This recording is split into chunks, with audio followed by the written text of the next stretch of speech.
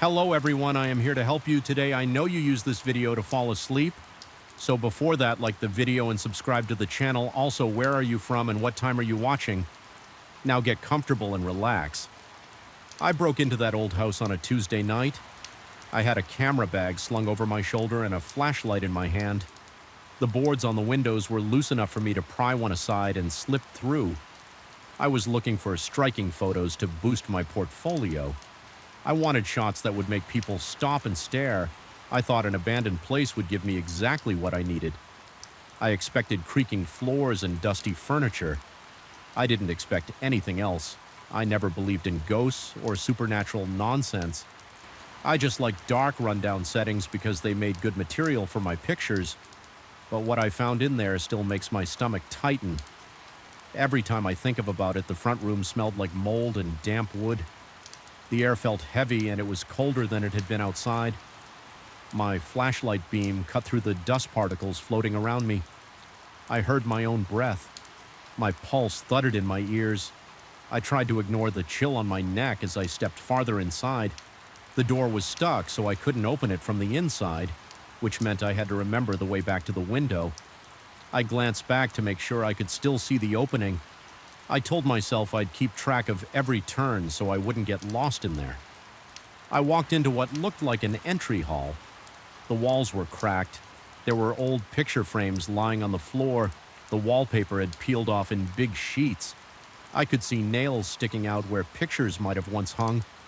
I looked around with my flashlight and noticed the staircase to the second floor. The steps looked weak, but I planned to go up there later if it was safe. I heard the wind outside and it made the boards in the roof groan. At first I thought I heard footsteps upstairs, but I told myself it was just the old structure settling. I set my camera bag down and unzipped it. I pulled out my DSLR and attached my wide-angle lens. I flipped on the camera's power and tested my flash. It worked fine, but the sudden light made me blink. My heart was beating a little faster than usual. I told myself it was just excitement. I love taking photos in locations like this. There's a certain thrill in capturing images nobody else has taken. I adjusted my camera settings for low light and took a few shots of the hallway. The flash lit up the walls and I saw flakes of paint drifting down. Nothing seemed strange. I checked the display. The pictures looked sharp enough. I moved through the first floor, snapping shots of old furniture and broken windows. I knelt near a table covered in debris. I took a close-up of some shattered glass and a dusty mirror. The mirror still had cracks in it, but the reflection was visible. I tried to photograph my own reflection to get a dramatic effect when I checked my camera screen. I noticed something odd behind me. It was a faint outline of what looked like a figure, but it was blurry. I narrowed my eyes and looked over my shoulder. There was nothing there. It was just an empty room. I assumed it was a trick of the light or some smudge on the mirror. I kept walking, taking pictures every few steps. There was a kitchen area in the back. The counters were torn apart and a few cabinets hung by their hinges. The sink was full of rusty water. It smelled stale. I tried not to breathe too deeply. I clicked a few shots of the sink and turned around to photograph the doorway. I saw something move in my peripheral vision. It looked like a shadow passing across the far wall. I spun around, heart thumping. I pointed my flashlight at the wall. There was nothing. The wind outside picked up again and the whole place creaked. I started to feel a tightness in my chest. I thought maybe it was just stress from being somewhere I wasn't supposed to be. I checked my watch. I decided I'd be in and out in under an hour. I took a few more shots of the kitchen, including one of the warped old refrigerator door. I heard a faint scrape behind me, like a chair sliding on the floor. I turned fast, but I didn't see a chair. It was just bare floor and some scattered debris. I swallowed hard and forced myself to breathe slowly. I moved on. I found a narrow hallway leading to a small bathroom. The door was half off its hinges. I nudged it open with my foot. The smell of mildew was strong and there was a broken toilet on its side. The mirror above the sink was shattered. There was a large chunk missing, so I couldn't see my entire reflection. I raised my camera and took a picture with flash. As soon as the flash went off, I heard something creak behind me. I whipped around with the flashlight again. There was only an empty hallway. I looked at the camera display. My reflection in the broken mirror seemed normal, but on the right side of the shot near the bathroom door, there was a shape. It looked like part of a shoulder and a head, but it was transparent. My throat tightened. My first thought was that I'd captured some weird reflection or maybe a lens flare, but it looked too much like a person. I tried to blow it off, but I couldn't ignore the easy feeling in my gut. My hands shook a bit as I stepped back into the hallway. I decided to check the second floor. Maybe I'd get some better shots up there, and then I could leave. As I climbed the stairs, each step creaked under my weight. I kept my flashlight trained on the steps to make sure they didn't collapse. I heard faint tapping sounds behind the walls, like pipes knocking. I tried to keep my mind on the photos, but I felt a tingling at the base of my neck. My mouth went dry. At the top of the stairs, I saw a long corridor with several rooms on each side. Some doors were closed and others were ajar. The hallway carpet was torn and covered in dust. I took a few photos, aiming the flash down the hall. That's when I noticed a shape at the far end. It was just for a split second as the flash went off. It looked like a figure standing in the doorway. But when my eyes adjusted, I didn't see anyone. My chest tightened again. I started thinking maybe someone else was in the house. I kept telling myself it had to be a squatter or another photographer, but the place felt empty and I hadn't seen signs of recent activity like fresh footprints or leftover trash. I walked toward that doorway. My legs felt tense. My footsteps sounded too loud on the floor. I tried not to think about that shape. When I reached the doorway, the room was dark.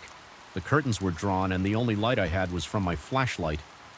There was a large bed frame with no mattress. I could see bits of stuffing and cloth on the floor. There was an old dresser against the wall, missing half its drawers. I raised my camera and took a series of shots.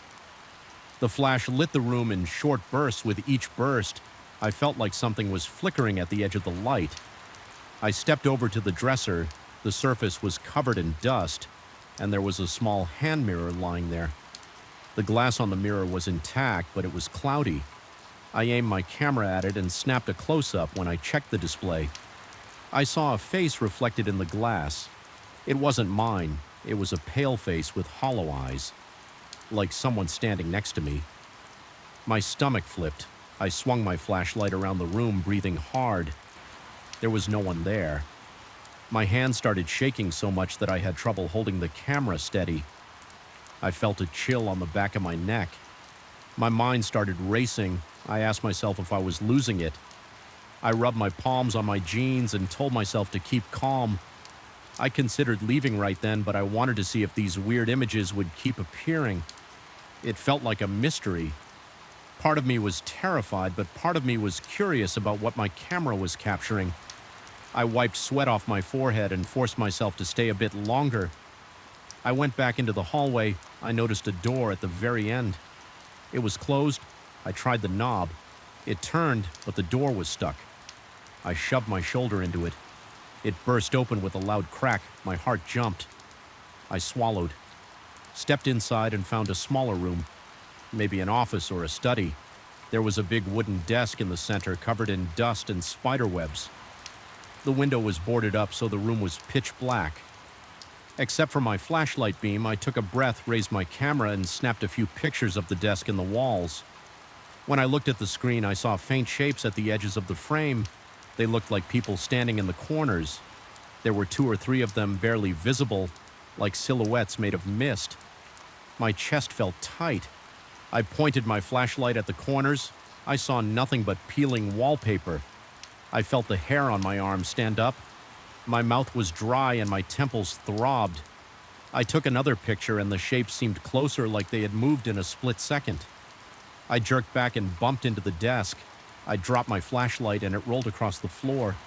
My camera strap was still around my neck, so I didn't draw that, but I had to scramble to pick up the flashlight. My heartbeat pounded in my ears. I flicked the flashlight around. The corners were empty, but I felt a presence.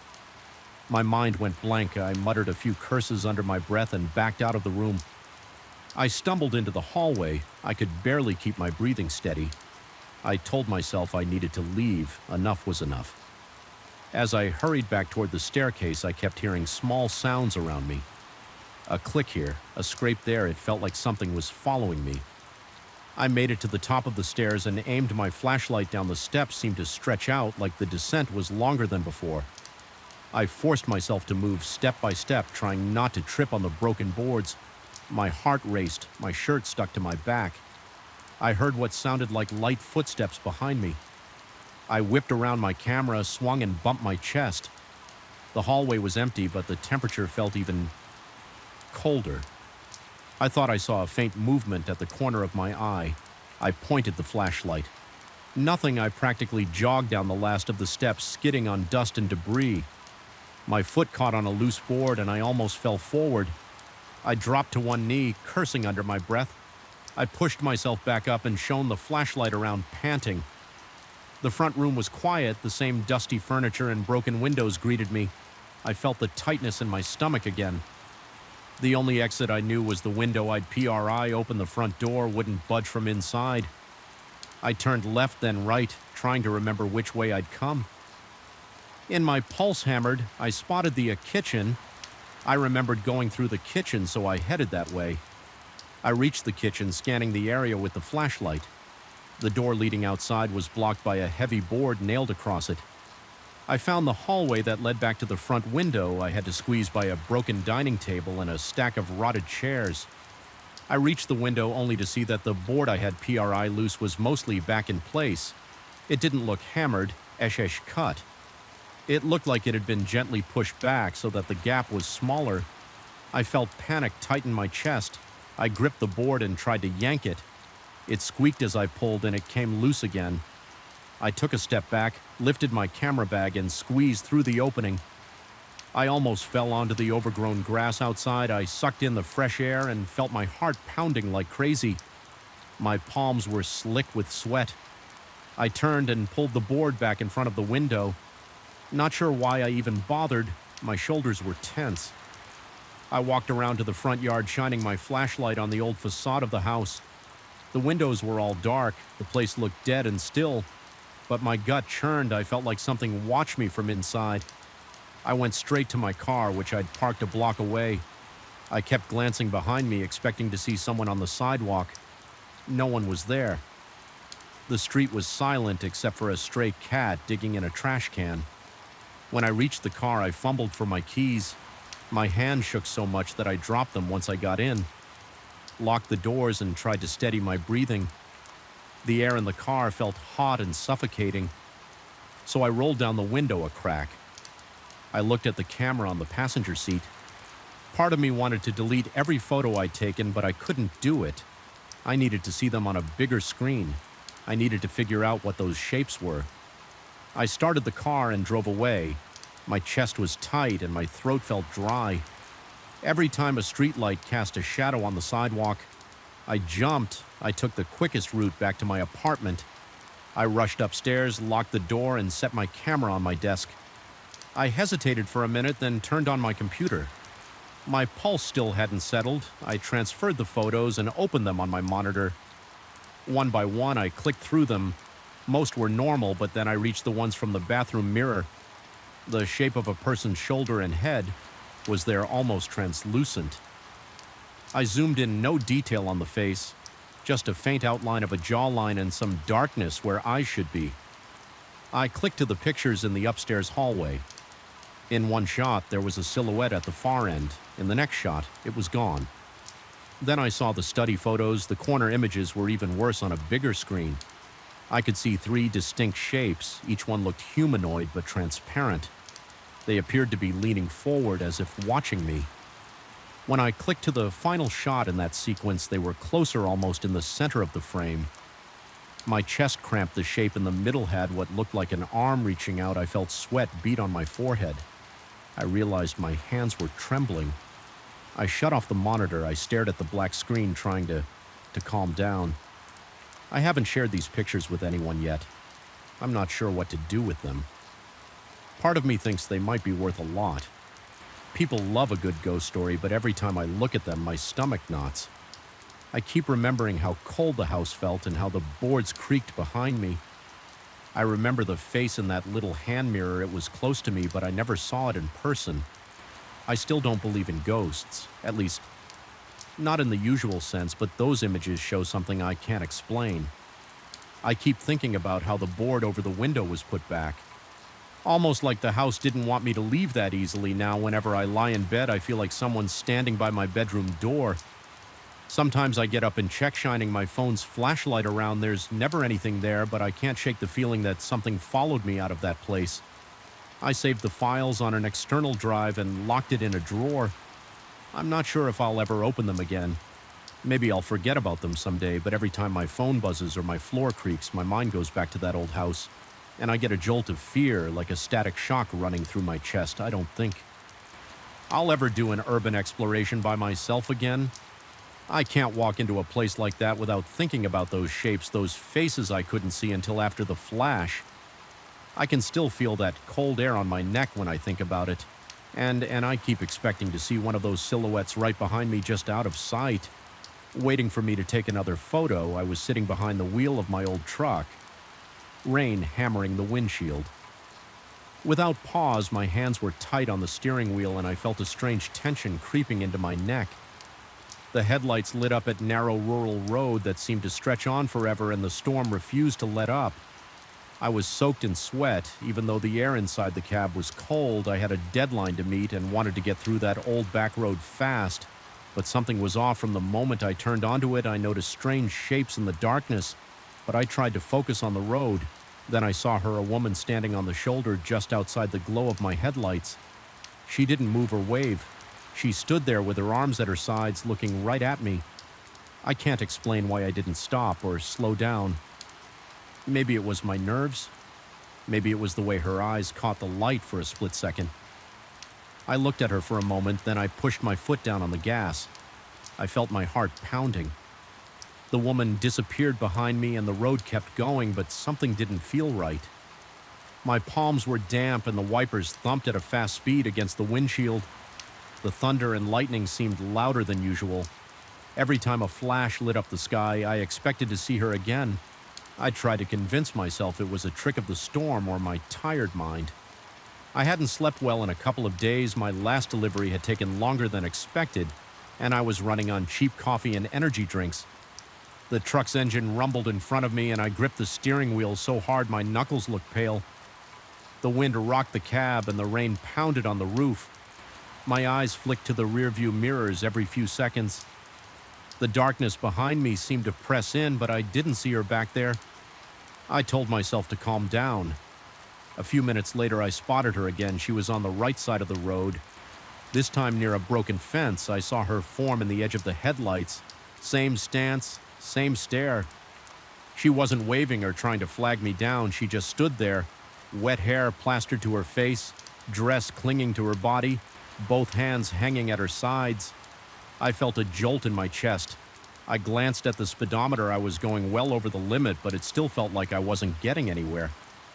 My legs felt twitchy and there was a nervous tingling in my stomach. I kept going. The road twisted and turned and the storm kept hammering down. The trees were tall and close to the pavement. My headlights lit up a narrow tunnel of rain and branches. I saw the shape of the woman again, this time on the left side near an old sign that was too rusted to read. The sight caused me to jerk the wheel. I fought to keep the truck centered. My chest felt tight, and I forced air in and out of my lungs. The wipers couldn't clear the water fast enough. I squinted at the road. I decided to turn on the radio. I wanted some noise to fill the silence in the cab. The radio only hissed with static. I tried scanning for stations, but I couldn't pick up anything. The static rose and fell, and sometimes it sounded like a faint voice, but then it vanished. I turned it off. The rumble of the engine and the rain against the windshield were the only sounds left. I checked the clock on the dashboard. It showed a time that didn't match what I expected. According to my original plan, I should have been on the main highway by now, but the road in front of me just went on and on with the same old trees and broken fence posts, the same patches of washed-out gravel. I kept my high beams on, but it only lit more rain and more of that endless pavement. My back was tense and my shoulders hurt.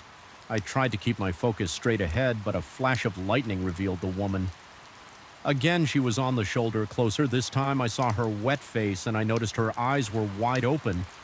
I couldn't make out their color, but I could see enough detail to know she was staring right at me. My heart thud like a drum in my chest. I felt a pulse in my neck and my breath caught in my throat. I wanted to roll down the window and shout at her, but something about her presence made me want to get out of there fast. I pressed the gas pedal harder, the truck's engine roared, and I felt the vehicle pick up speed. Water sprayed up from the tires. The wind pushed against the side of the truck and the trailer behind me rattled. I kept glancing at the odometer. The numbers climbed, but the road never changed.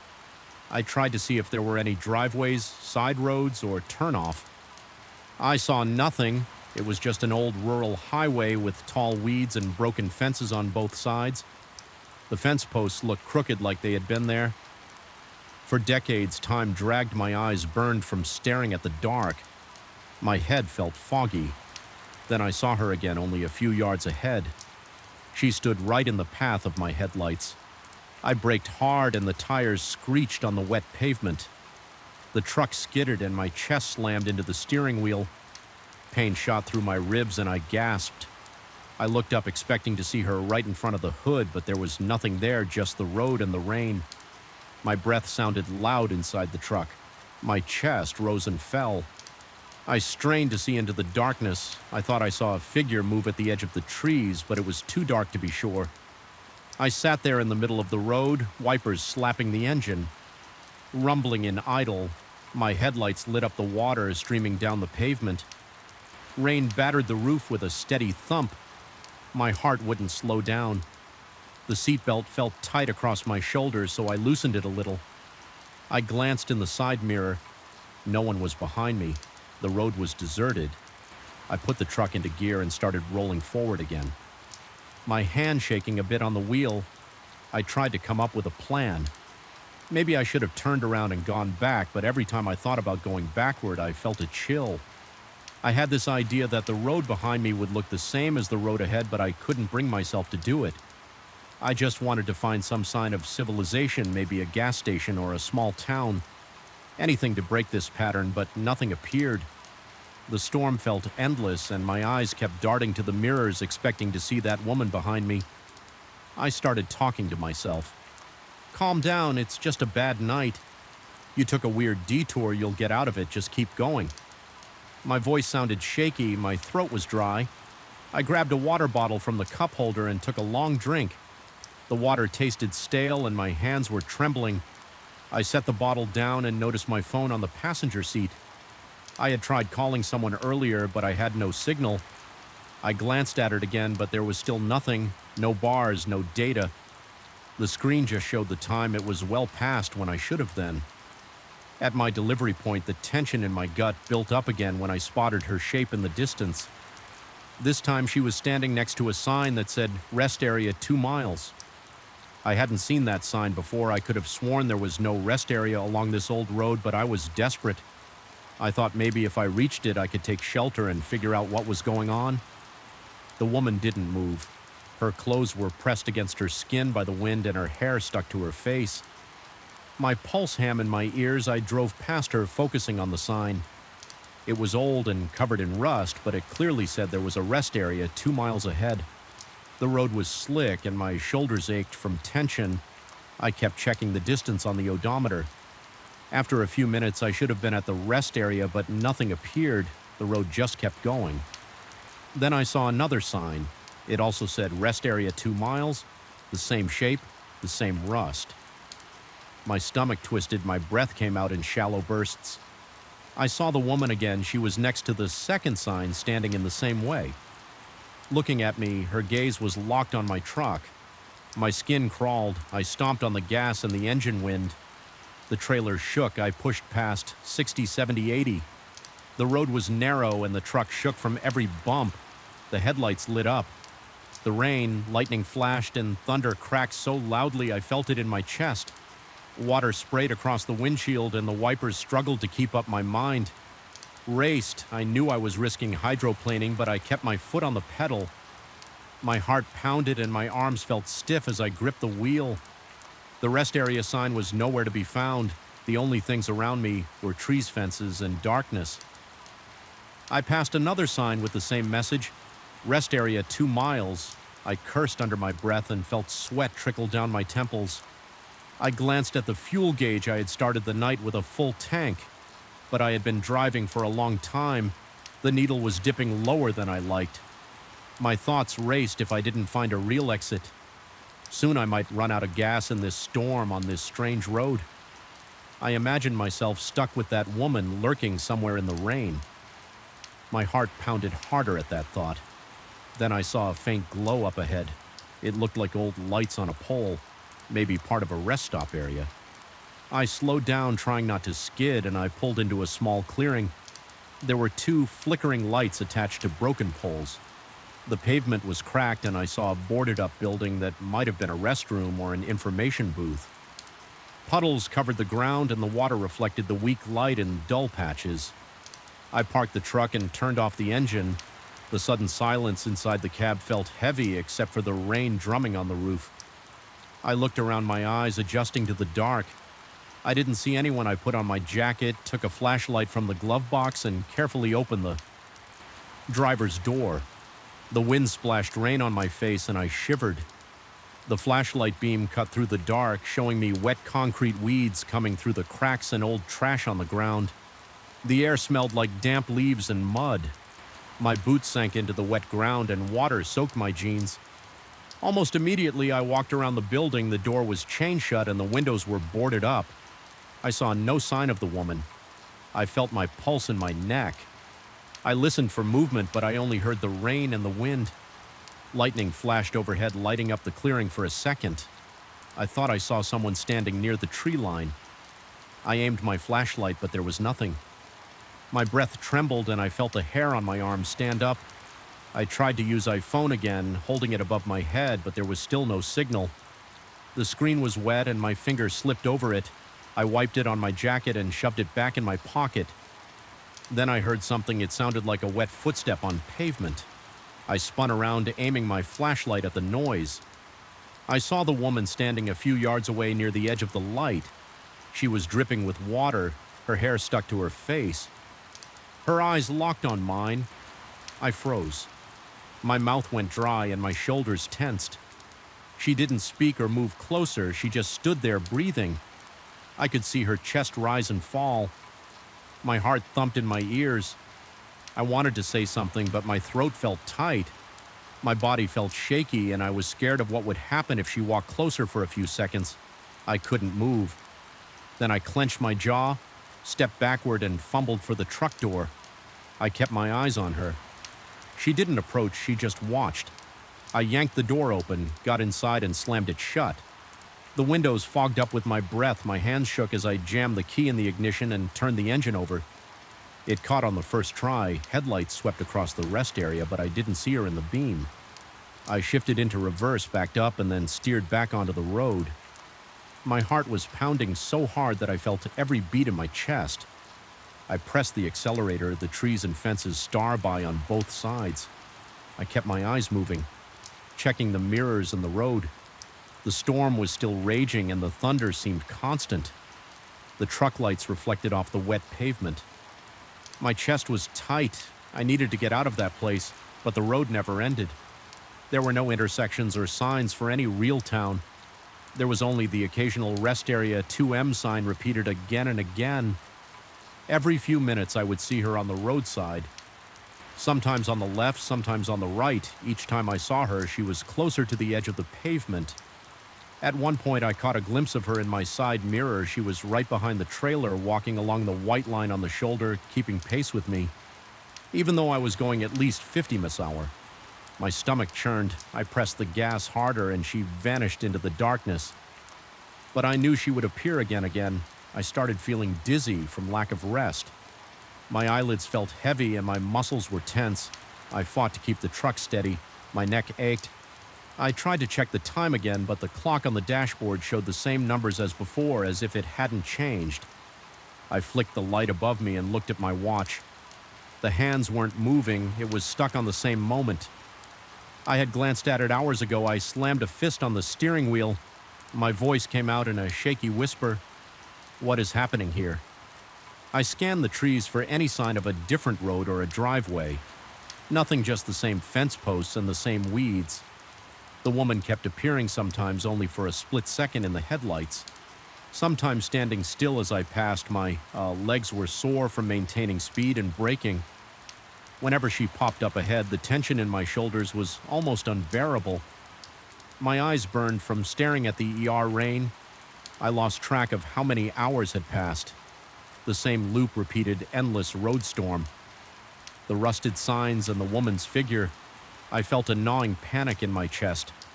My throat was raw from breathing hard. My clothes stuck to my skin with sweat. Each time I tried to blink and gather my thoughts, I snapped my eyes open again, afraid I would crash or see her in the middle of the road. My mind was racing with no real solution.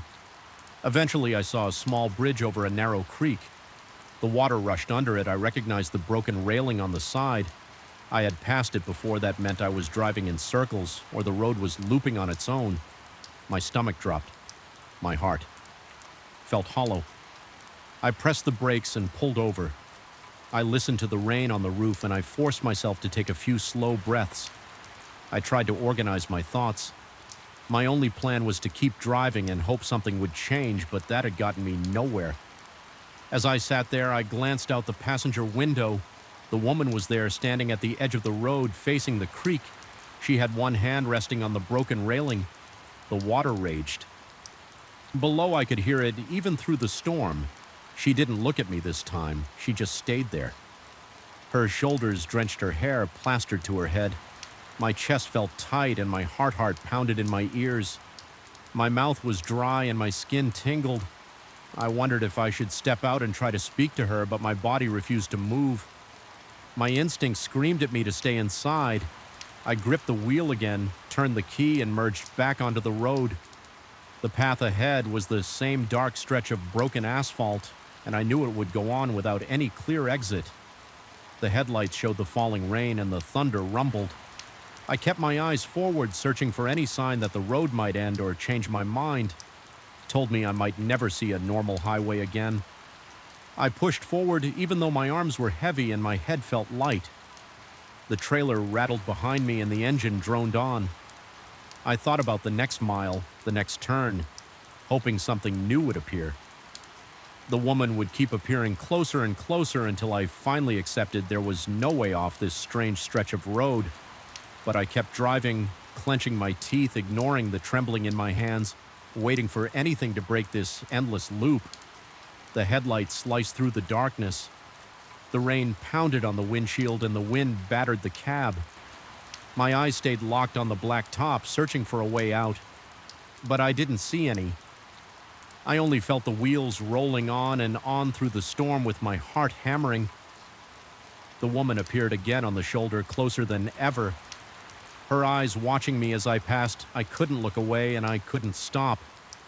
I just drove, caught in a cycle that refused to end, and in that moment I knew there was no simple escape from that forgotten road. I remember the first night I heard this strange interference on my radio show.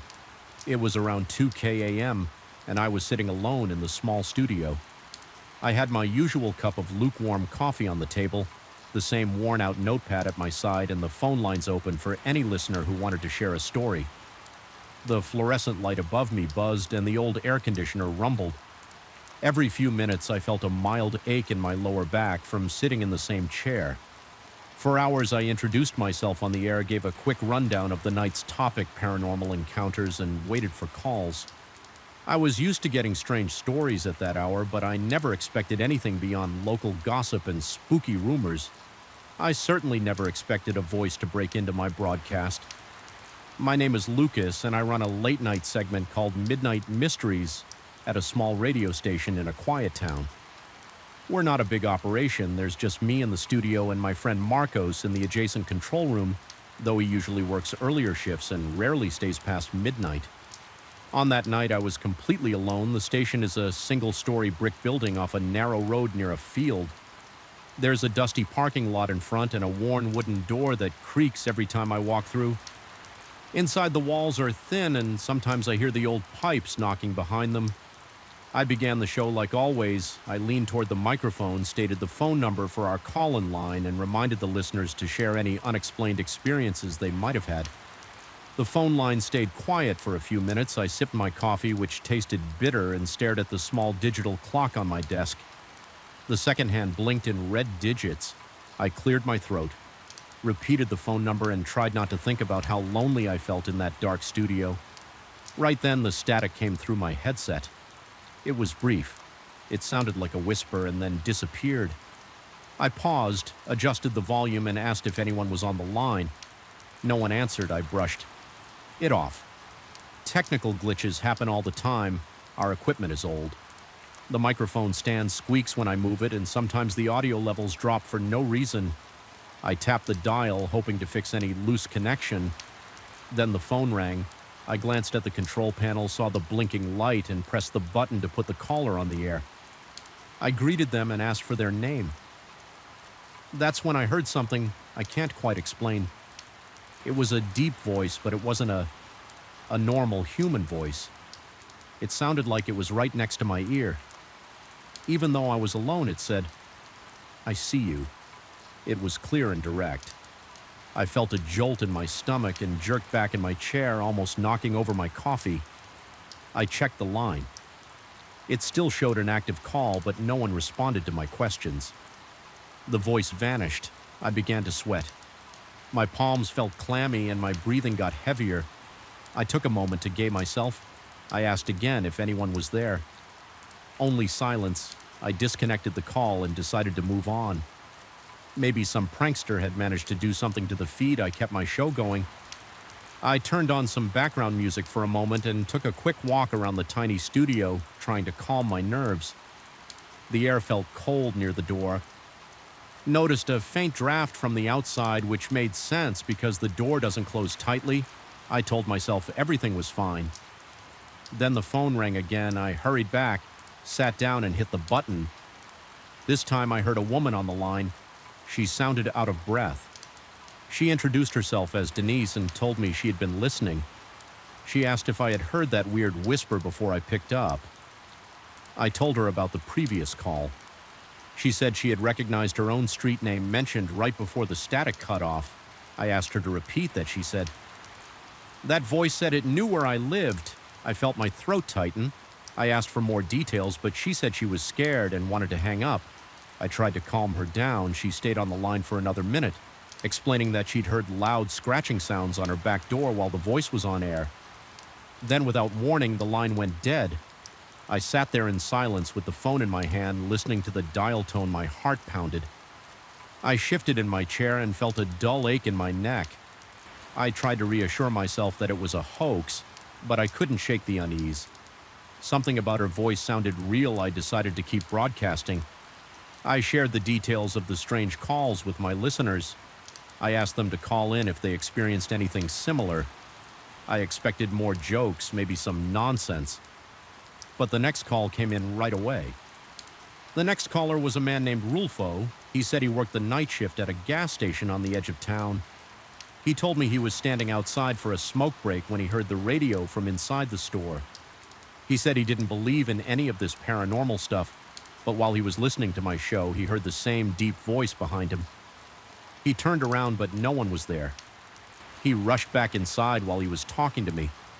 I heard the store door slam in the background. He yelled something like, "What do you want?"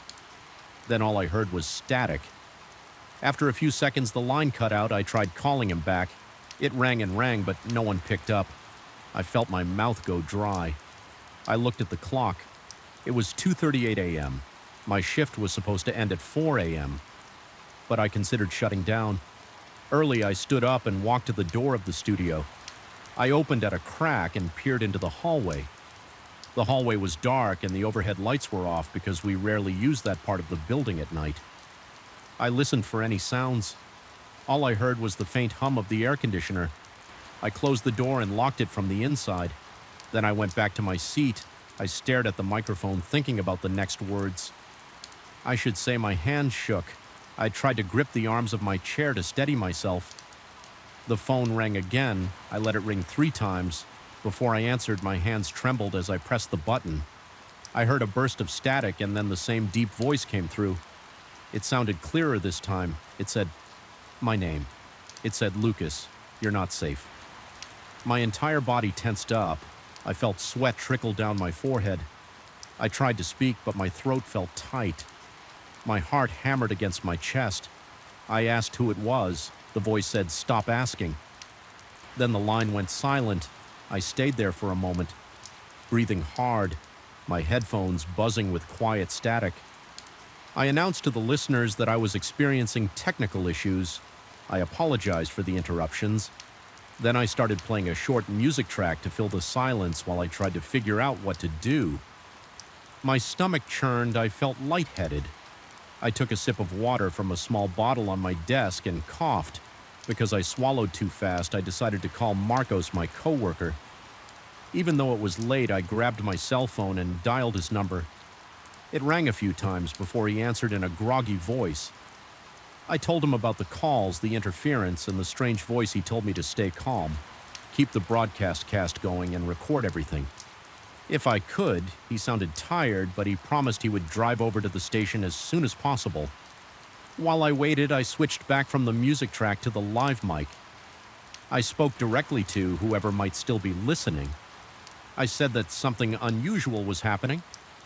I asked anyone with information to call in. My voice shook a little and I tried to hide my fear, but I'm sure the listeners noticed. I looked at the phone lines. All 5 lines were lit up. I felt a wave of relief, thinking maybe the townspeople wanted to help or share what they were experiencing. I answered the first call. It was a listener who said they heard banging on their window while the deep voice crackled on their radio. They ran to the window and saw nothing but an empty yard. They sounded scared, but they had no explanation. I quickly took the next call. A different person said they heard footsteps around their house after the broadcast glitch. They locked their doors and grabbed a baseball bat. They kept repeating that this felt too real to be a prank. Their breath was shaky, and they hung up without saying goodbye. I looked at the studio door again. It was still locked. I noticed my reflection in the small window. My face looked pale, and my hair was damp with sweat.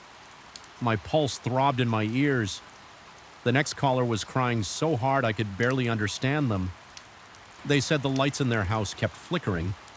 Then they heard an animal like a growl coming from their living room. They ran to their bedroom and called me from there. I heard a loud thump in the background and the call cut out. I started to feel a tingling in my arms and legs. The atmosphere in the studio felt heavy, like the air was thicker. I tried to breathe slowly. My heart wouldn't slow down. I told myself to stay focused. I had a responsibility to maintain the show, or at least keep everyone informed. I considered shutting off the transmission, but part of me thought it might be safer to keep the lines open so people could communicate. I stared at the microphone. I felt trapped in my own station, surrounded by calls from terrified residents. I glanced at the clock. It was just past 3 a.m. I told myself that Marcos would arrive soon. I answered another call. This one was from a man who sounded calm. He said his name was Rafa. He said he was parked outside the station in the empty lot. He claimed he saw movement through the window. I asked if he meant he could see me through the window. He said, "No. I saw someone else behind you." My entire body went cold. I slowly turned in my chair, half expecting to see a figure in the corner. I saw nothing but the dusty walls and the table with spare headphones. I told Raphael I didn't see anyone. He insisted there was a silhouette moving in the background, then he stopped talking. I heard him drop the phone or something. The line stayed open, but he didn't respond again. I hung up and felt my stomach tighten. I stayed still for a few seconds, listening to the faint hum of the equipment. A moment later, I heard footsteps in the hallway. They sounded slow and deliberate. My chest tightened. I remembered I had locked the door, so I told myself no one could enter. I watched the door knob. It stayed still. The footsteps faded, and I was alone with my heart pounding in my ears.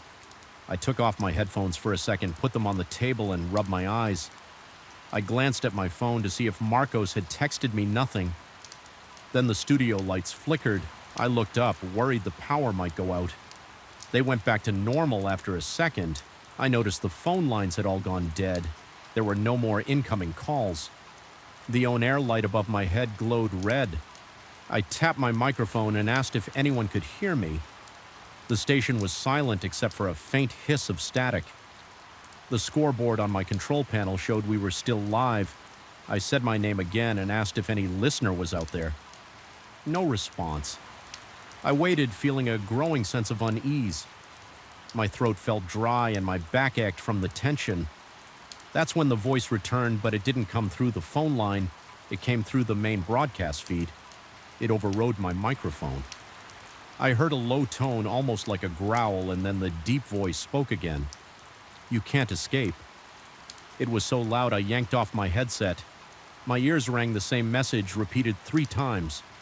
I covered my mouth with my hand and stood up. I walked to the door, unlocked it, and peered into the hallway. The lights were off, but I could see the exit sign at the far end. I didn't hear anything else. My arm felt weak and my knees were unsteady.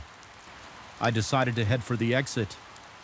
I left the studio door open, jogged down the hall, and pushed on the front entrance. It swung open without a sound. Outside, the parking lot was empty.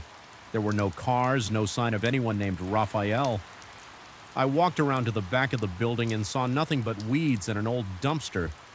I stood there under a dim street lamp, breathing in the cool night air. For a few seconds, I considered leaving the station altogether, but I remembered Marcos might be on his way. I didn't want to abandon him to a locked building or a dark parking lot. I went back inside. The hallway felt colder than before. I closed the door behind me and checked the studio. Everything was exactly as I left it, except the phone lines were still down. The broadcast feed was a loop of static. I switched off the transmitter for a few seconds, then switched it back on. The static stopped, replaced by quiet. I tried to speak into the microphone again. My voice came through, but it sounded distant, like I was underwater. I cleared my throat and gave a final announcement. I told anyone listening that we were ending the show early due to technical problems. Then I shut down the console. I checked the time. It was 3:40 a.m. I sat in my chair for a while, staring at the dark monitor in front of me. My body felt drained. I leaned forward, resting my elbows on the desk. I could still feel my heart racing. After a few minutes, I heard a car pull up outside. I stood up, walked to the front, and saw Marco stepping out of his car. He jogged to the entrance. I unlocked it, and he walked inside. He looked at my face and asked if I was okay. I told him about the calls and the voice. He nodded and said he believed me. We walked together into the studio. Everything was quiet. Marcos flipped a few switches, checked the equipment, and said all the settings were normal. I pulled out my phone to see if there were any messages from listeners or from the station manager. Nothing. Marrow suggested we do a quick check of the building. We walked the hallway, the break room, and the tiny storage closet. We found no one. When we finished, I thanked him for coming. He offered to stay until morning. I agreed. We sat in the break room and sipped coffee. Not saying much. We didn't mention ghosts or demons or anything else. We just sat there listening for any sounds. I haven't heard that voice again since that night. We still run the radio show, but we changed the format. We don't take live calls anymore. We ask listeners to send messages or emails. Instead, some people in town claim they still experience strange things during the early hours, but they have no proof. I just know what I heard and how it made me feel. My hands still shake a bit when I think about it. I keep telling myself it was a random interference or a cruel prank. But deep down, I remember the cold sensation in that hallway, the repeated message in my ears, and the panic in the voices of the callers. I can't forget it. I just hope it never returns. I took this temporary caretaker job at an old abandoned hotel because I was out of work and out of luck. The ad said light maintenance, light cleaning, short-term contract. It promised free room and board for a month. That sounded good enough for me. I wasn't expecting much. I thought I'd just be sweeping dusty floors and making sure the windows weren't broken. But from the moment I arrived, I felt uneasy. The front doors squeaked. The lobby smelled like stale air and the place felt too big. Even with the lights off, I noticed my own reflection in the glass front doors. It looked hazy. I tried to ignore it, but that was just the start. I got here on a Thursday afternoon. The person who hired me gave me a quick tour, then handed me an old key and said they'd be back in a few weeks. I remember setting my suitcase down in the lobby and looking around. The ceiling had old chandeliers that didn't work anymore. The front desk was coated in dust. I kept thinking, this place is bigger than I expected. The building had 4 floors, plus an attic, plus a basement. Most of the doors to the rooms were locked, but the main hallway mirrors caught my eye right away. They were tall and framed in ornate gold. The glass looked normal at first glance, but when I walked past them, I felt like my reflection lingered. A split second behind my movement, I tried not to freak out. I chalked it up to my imagination. I'd been traveling all morning and I was tired. I dragged my suitcase up a flight of creaky stairs to the caretaker's suite. It was a small room at the end of the second-floor hall. The bed had a thin mattress and the walls were a dull beige color. The window overlooked the empty parking lot. I set my stuff down and decided to explore a bit before dark. I wanted to see if any of the lights worked. I flipped a few switches in the hallway. A few overhead lights flickered, but some died. Right after turning on, others buzzed loudly. I also noticed a large mirror at the end of the corridor. It was about my height.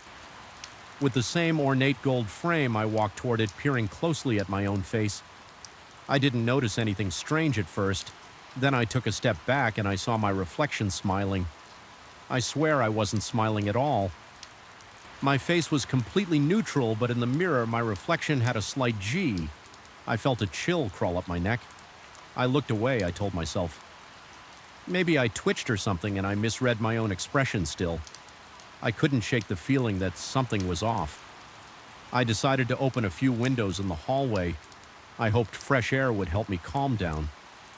A mild breeze pushed through the corridor, making some old curtains move. The breeze felt good, so I took a minute to lean out the window and breathe. I looked outside, trying to focus on normal things like the parking lot and the overgrown shrubs. That's when I heard a faint scraping sound behind me. I spun around. There was no one there, just that big mirror reflecting the hallway. But in its reflection, I saw a dark shape move across the floor. It slid from left to right past the locked doors. I jerked my head toward that spot in the real hallway. It was empty. My heartbeat sped up. I forced myself to walk slowly toward the mirror and look into it again. All I saw was me in the hallway with dusty walls and old carpeting behind me. No dark shape, no movement. I took a few deep breaths and decided to go downstairs. I wanted to check the main lobby again. Maybe see if there was a fuse box or something else to do. Anything to distract me. The main lobby had a few tall mirrors near the front desk. They all matched the same style gold. Frames, elaborate designs at the corners, and old glass that might have been installed decades ago. I flicked on some lights near the front desk, but they only glowed weakly. The rest of the area stayed dim. It felt weird to see my reflection in so many angles. I walked behind the counter. I found an old ledger, some keys, and a maintenance checklist. I saw check mirrors typed in the list that made me pause. Why would a caretaker checklist include mirrors? There was also a note about items in basement must remain locked. That note was scribbled in the margin, no details, no signature. I decided to stop looking at that list and just get on with my job. I grabbed a broom from a nearby closet and swept the lobby floor while I worked. I kept glancing at the mirrors. My chest felt tight and my stomach was tense. My scalp tingled. I tried to look at my reflection to see if anything was weird. Sometimes it looked normal, but sometimes I thought I saw a flicker of something else in the corner, a shadow that wasn't shaped like me, or a slight difference in the background. I stuck to my sweeping. After maybe half an hour, I started to sweat. I felt like someone was watching me. I kept turning around. Nobody was there by the time I finished. Dusk was creeping in. The front windows showed a red-orange sky. I decided to call it a day. I went back upstairs to the caretaker's suite, closed the door, and locked it. I made a quick dinner with some canned beans and crackers I'd brought. The room had a small fridge and an old microwave that still worked after I ate. I paced around. I wasn't sure if I should try exploring more or just go to bed early. My nerves felt shot. I was tired, but I didn't want to sleep yet. Finally, I decided to walk around the second floor and see if I could open any doors. Most of them were locked, but I found one that led to a storage closet. I stepped inside, pointed my flashlight around. I saw spare sheets, towels, and a few decorative pieces wrapped in cloth. One was another mirror. It was leaning against the corner. I unwrapped it a bit and saw the same gold frame. The glass was cracked in the corner, forming a small spiderweb pattern. I felt a prickly sensation in my hands. I wrapped it back up and left on my way out. I heard a low whisper, but I couldn't make out words. It felt like my ears were playing tricks on me. I shut the closet door and hurried back to my room. My breathing was shallow, and I kept telling myself to calm down. I lay on my bed fully clothed with the blankets pulled over me. The room was silent except for the faint hum of the fridge. I kept thinking about the note on the checklist items in basement must remain locked. I wondered if that had something to do with the mirrors. I planned to check the basement the next day, but I still felt uneasy. My eyes started to drift shut after a while. I had trouble staying awake, and eventually I dozed off when I woke. It was early morning. Sunlight peered through the thin curtains. My back felt stiff from sleeping in my clothes. I stood up, cracked my neck, and tried to shake off the grogginess. I remembered my plan to check the basement, so I grabbed a flashlight and went downstairs. The basement door was near the main lobby behind a locked gate. I used the caretaker's key, which fit the lock. The metal gate screeched as I pushed it open. The basement stairs were steep and unlit, so I moved slowly. The basement smelled damp. My flashlight showed stone walls and a cement floor. There were some crates and wooden boxes stacked along one side to my right. I saw a series of old mirrors placed against the wall. Some were upright, some leaned at odd angles, and a few had blankets over them. My pulse quickened. I approached them and lifted one of the blankets. The mirror underneath had a hairline crack near the top. I shined my flashlight on it. I noticed faint streaks like smudges from someone's hand on the other side of the glass. Suddenly, I heard a shuffling sound behind me. I spun around. Nothing moved in the darkness. I felt the hair on my arm stand up.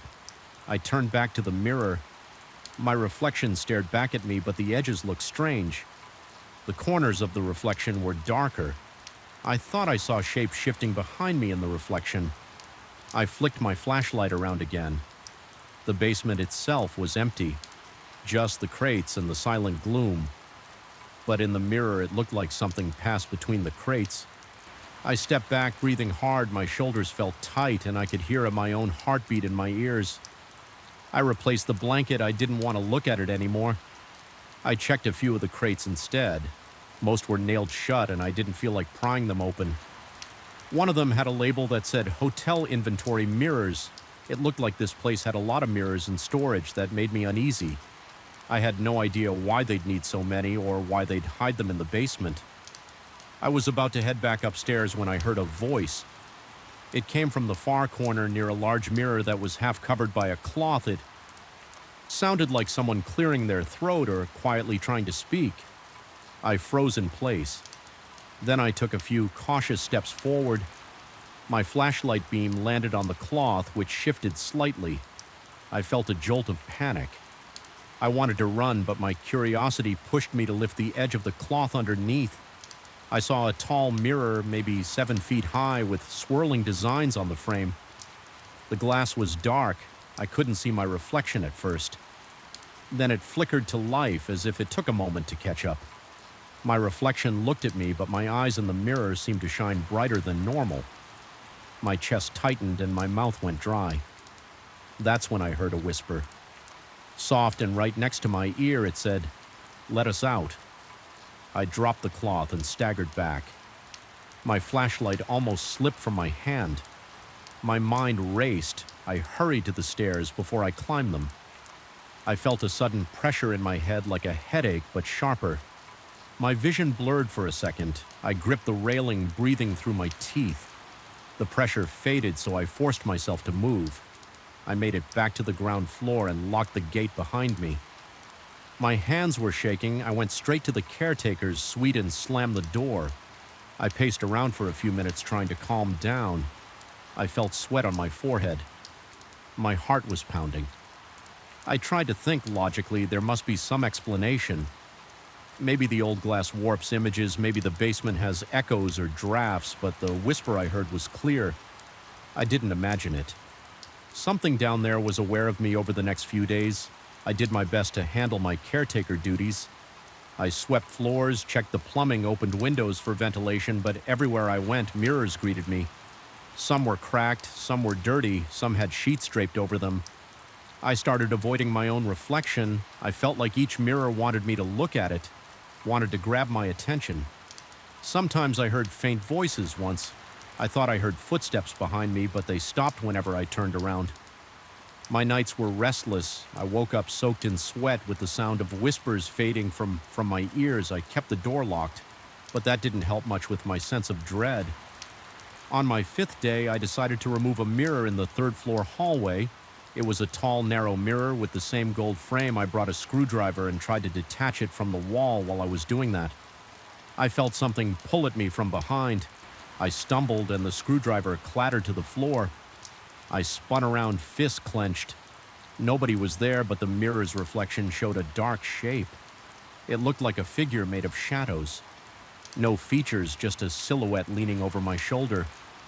I stared at it, cold sweat running down my temples. My eyes darted back to the actual hallway. Nothing in the reflection. The shape slowly moved out of sight. I heard a faint laugh that sounded like metal scraping on stone. My limbs felt weak. I sank to my knees, breathing fast. Then the silhouette in the reflection raised its arm. My reflection did nothing. I could see it clearly, like someone else stood behind the glass. My stomach churned. I couldn't handle it. I grabbed the top of the mirror and yanked the frame, popped off the brackets with a loud crack. The mirror fell forward. I staggered back, letting it drop flat on the floor. It hit with a dull thud, but the glass didn't shatter. I felt a sudden rush of relief. It was like the mirror lost its hold on me once it wasn't upright. My breathing slowed, but my hands were still shaking. I realized then that the hotel's mirrors weren't just decorations. They held something inside them. There were entities trapped behind the glass, and they wanted out. They wanted to use me to walk around in the real world again. That idea made me feel sick. I picked up the mirror carefully and slid it into a nearby closet. I shut the door, hoping that would keep it from bothering me. I considered leaving the hotel right then, but the contract said I only had to stay a few more days, and I wasn't sure if I'd get paid. If I abandoned the job, I also worried that if I ran, those entities might find some other way to follow me, so I decided to endure it a little longer. I stuck to the 1st and 2nd floors, and I tried to avoid looking into any mirrors. I kept myself busy with chores. Every so often, I heard faint whispers or felt a tug at the back of my mind. I tried to resist it by focusing on practical tasks. I swept, I cleaned windows, I tested all the lights when I passed a mirror. I kept my gaze on the floor. My gut stayed tight and my shoulders felt stiff. My appetite went down. I felt a growing ACH in my temples whenever I was around too many mirrors.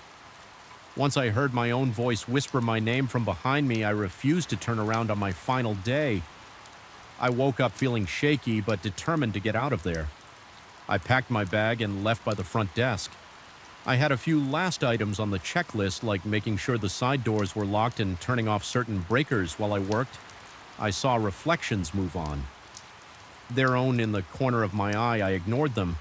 I heard distant whispers begging me to come closer. My legs felt weak, but I forced them to keep moving. My mind felt hazy, and I sensed that something was trying to get inside my thoughts. I focused on the real world, the dust in the air, the sound of my boots on the floor, the weight of the keys in my hand. After finishing, I grabbed my things and stepped outside into the late afternoon light. I took one last look at the building. The windows were dark, and I could see my reflection faintly in the glass door. It looked normal for a moment, then I saw a slight distortion near my shoulder. I turned away, heart pounding, and walked to my car. My body was tense, and I felt goosebumps on my arms as I started the engine. I refused to look in the rearview mirror until I was well down the road. I still think about what happened there. I know those mirrors weren't ordinary. I don't have a fancy explanation. All I know is I saw reflections that didn't match reality. and I heard voices that wanted me to set them free. I'm glad I got out before something worse happened. I never went back, and I never plan to. If anyone else takes that caretaker job, I hope they understand what they're dealing with, because those mirrors are not just mirrors, and that hotel is not just an empty building. It's a prison full of entities that want a way out, and I was almost the key to their escape. I'm done with it. I won't let them use me, and that's all I have to say. I still remember how my heart thumped when I first stepped inside that old theater. The main door stuck a little, and I had to push hard just to get in. Dust floated in the air, and I tasted it when I took a breath. My throat felt dry, and my skin tingled from the stale air. That place smelled like old costumes, damp wood, and something else I couldn't identify. The silence weighed on me. I could hear my own breathing and the slight creak of the floor beneath my shoes. I told myself I was ready for anything. I had no idea what was waiting for me. My name is Paul. I've been an actor most of my life. A few years ago, I started losing roles to younger guys, or sometimes to older guys with better reputations. I'd get the occasional commercial or small part, but it never felt right. My agent called me one afternoon. He had this strange offer. Some local theater company wanted to put on a classic play in a building that had been shut down for decades. They needed an experienced actor to fill the lead role. The pay wasn't great, but it was a job. I said yes because I missed the stage. I missed that rush of saying lines in front of an audience. Even if that audience was small, when I arrived for my first rehearsal, nobody was outside. The street was empty and the building looked dark and abandoned. I tried the front door. Like I said, it stuck. I forced it open and stepped into a wide lobby.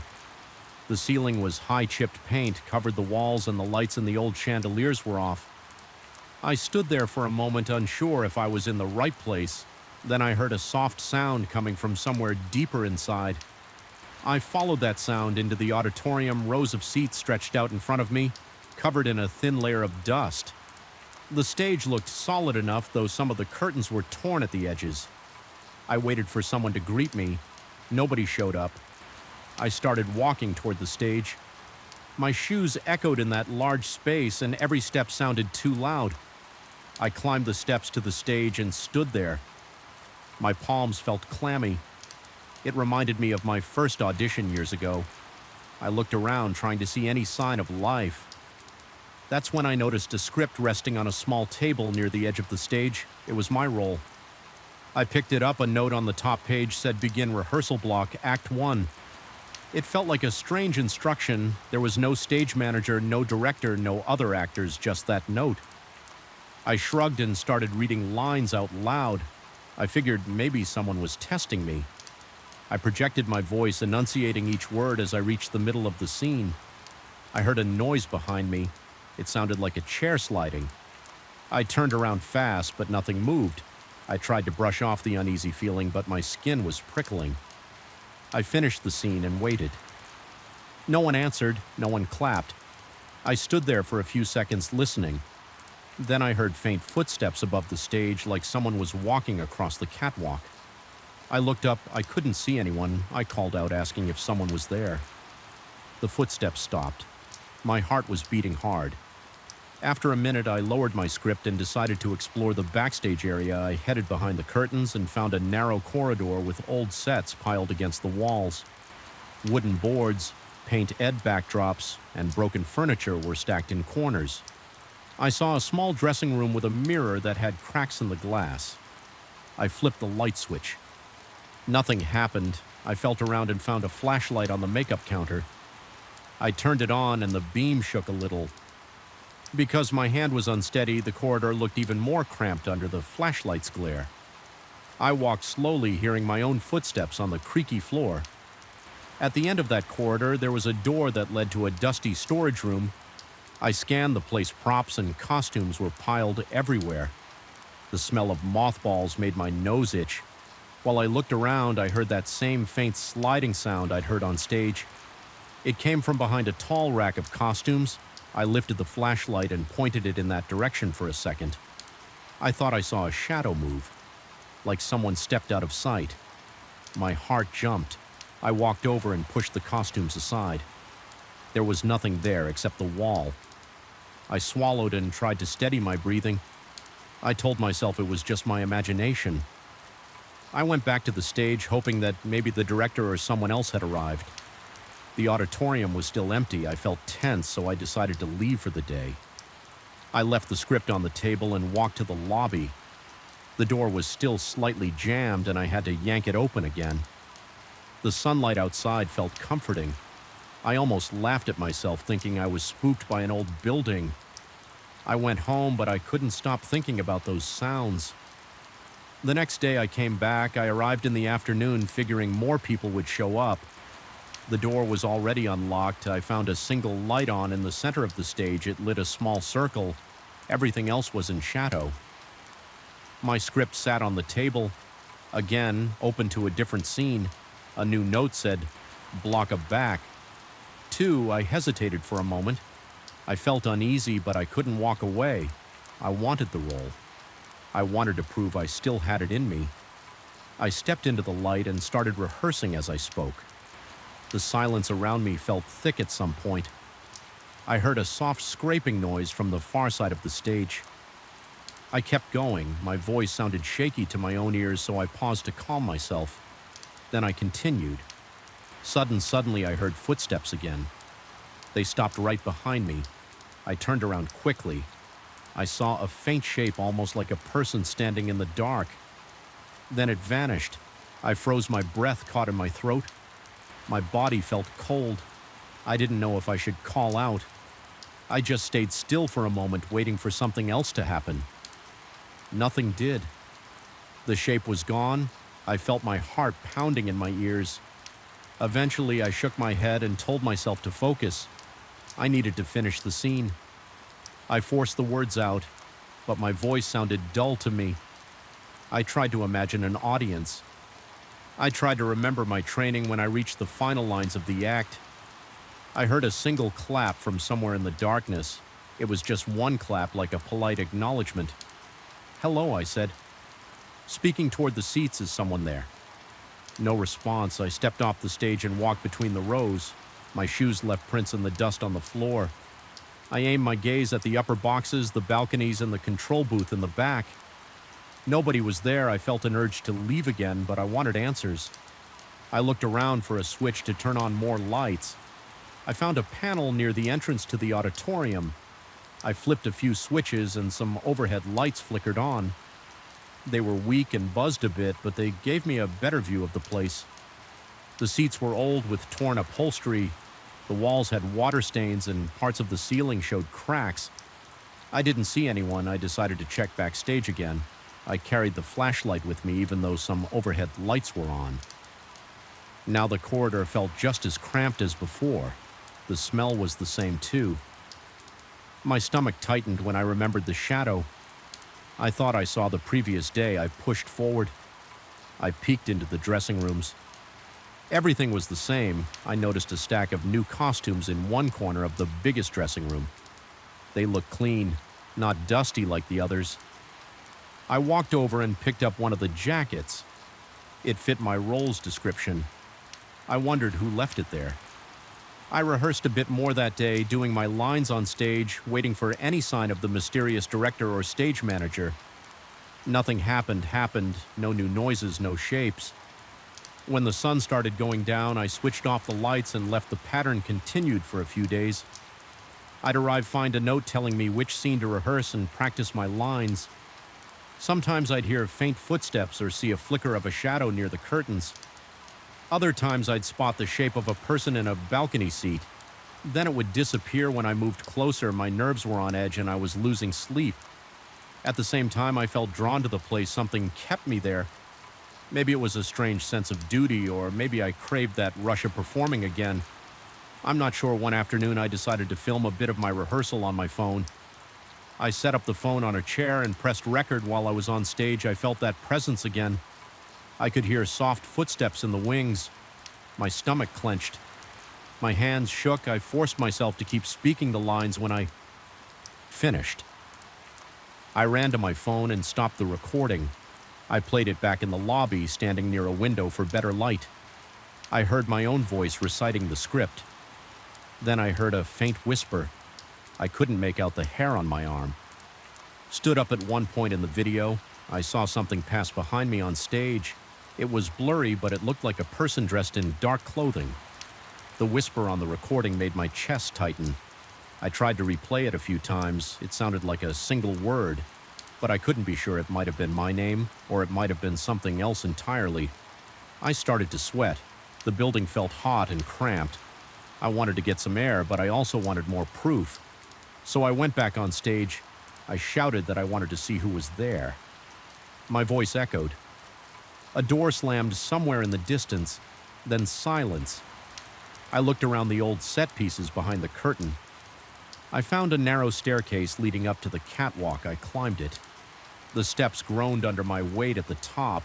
The catwalk stretched over the stage. I felt my legs shake a bit because I'm not fond of heights, and the railing looked rusty. I shone my flashlight along the path. I saw ropes, old sandbags, and dusty spotlights. Nobody was there, but I smelled something like old perfume. It wasn't strong, but it lingered. I stayed there for a moment, my heart pounding. Then I went back down. A few days later, I arrived at the theater later than usual. The sun was going down. I noticed a light in the lobby that hadn't been on before. When I entered, I heard faint music coming from the auditorium. It was an old tune, something from a long time ago. It sounded like it was playing on a record. My skin prickled. I followed the sound to the stage. One single spotlight shone on the center again. This time there was no script on the table. Instead, there was a program with my name listed as the lead. The other roles had names I didn't recognize. The year on the cover was from decades ago. I felt shaky.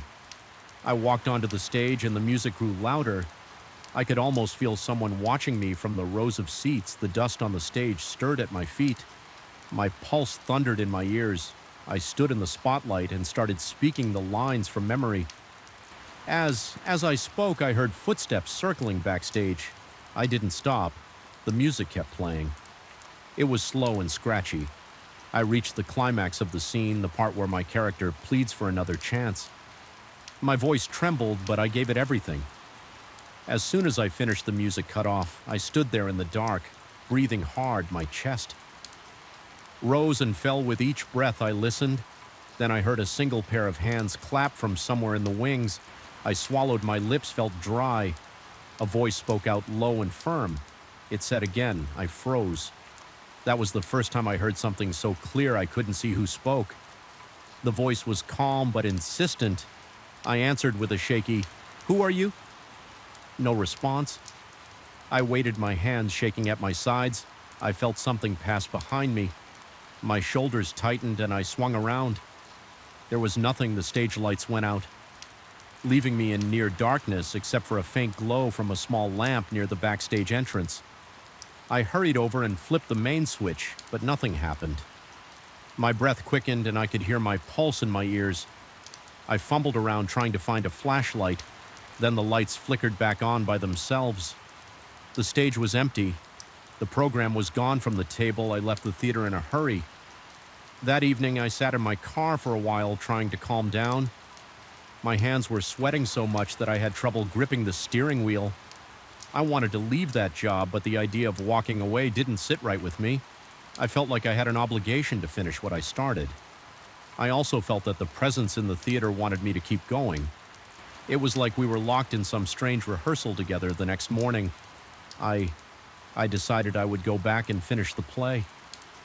I arrived early and stepped onto the stage. I went through each act line by line, gesture by gesture.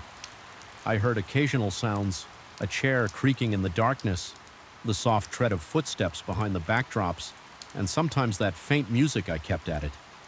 My voice got stronger. My nerves were still there, but I pushed through by the final act. I felt a strange energy in the room. The floor felt warmer under my feet and the lights looked brighter. I delivered my last lines with my eyes on the empty seats. The tension in my chest built up, and when I reached the final word, a wave of relief spread through me. I could feel my shoulders relax. Then I heard applause.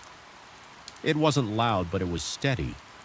It lasted a few seconds, coming from all around me like a small group of people clapping from different corners of the auditorium.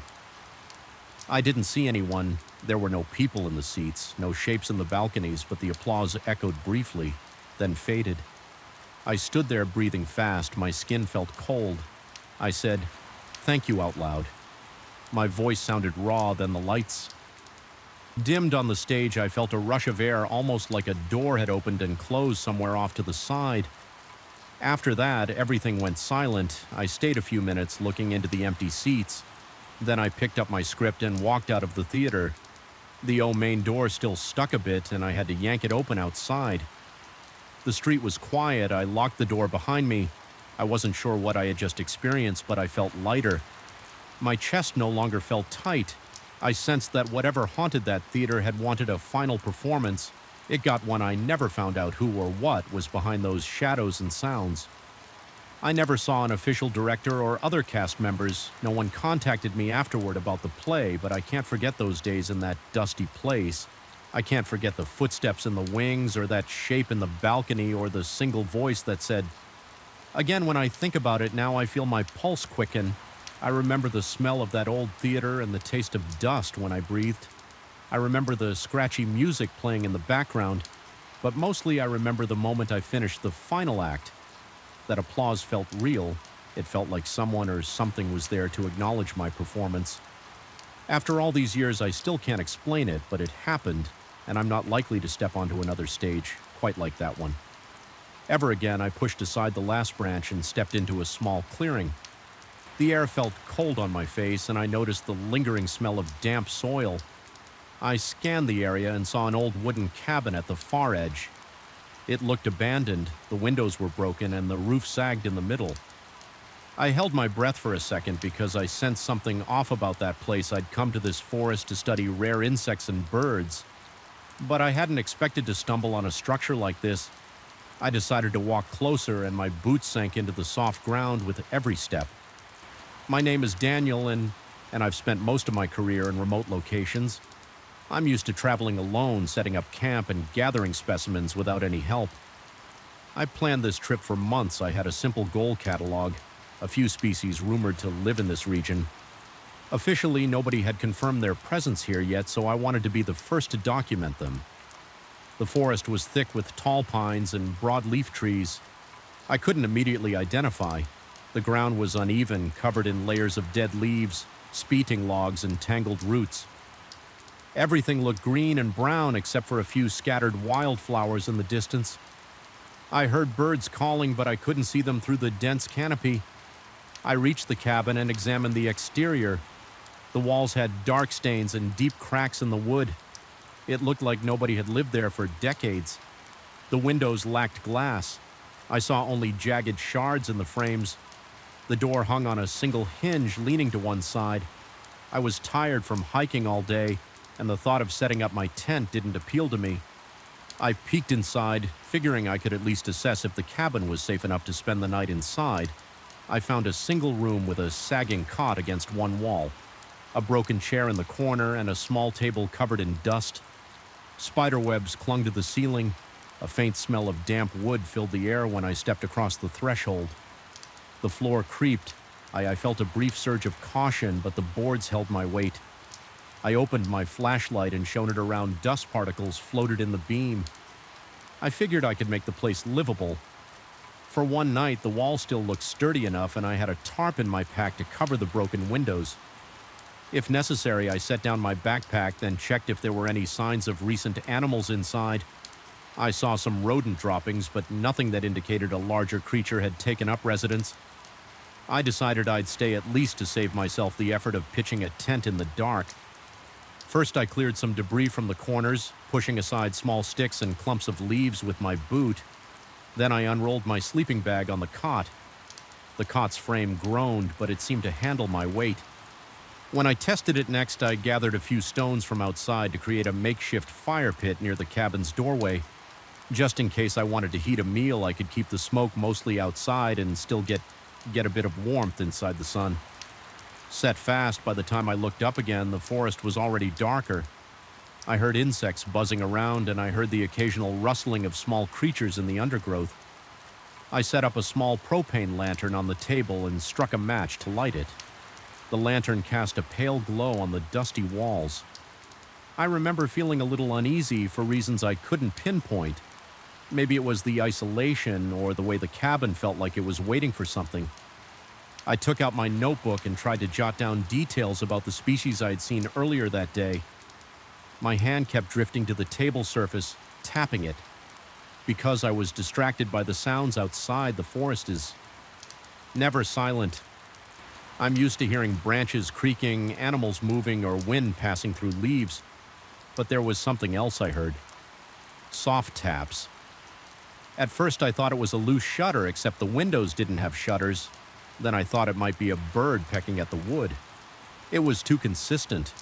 Though tap, tap, pause, like it was following a pattern, I stood up and walked to the door.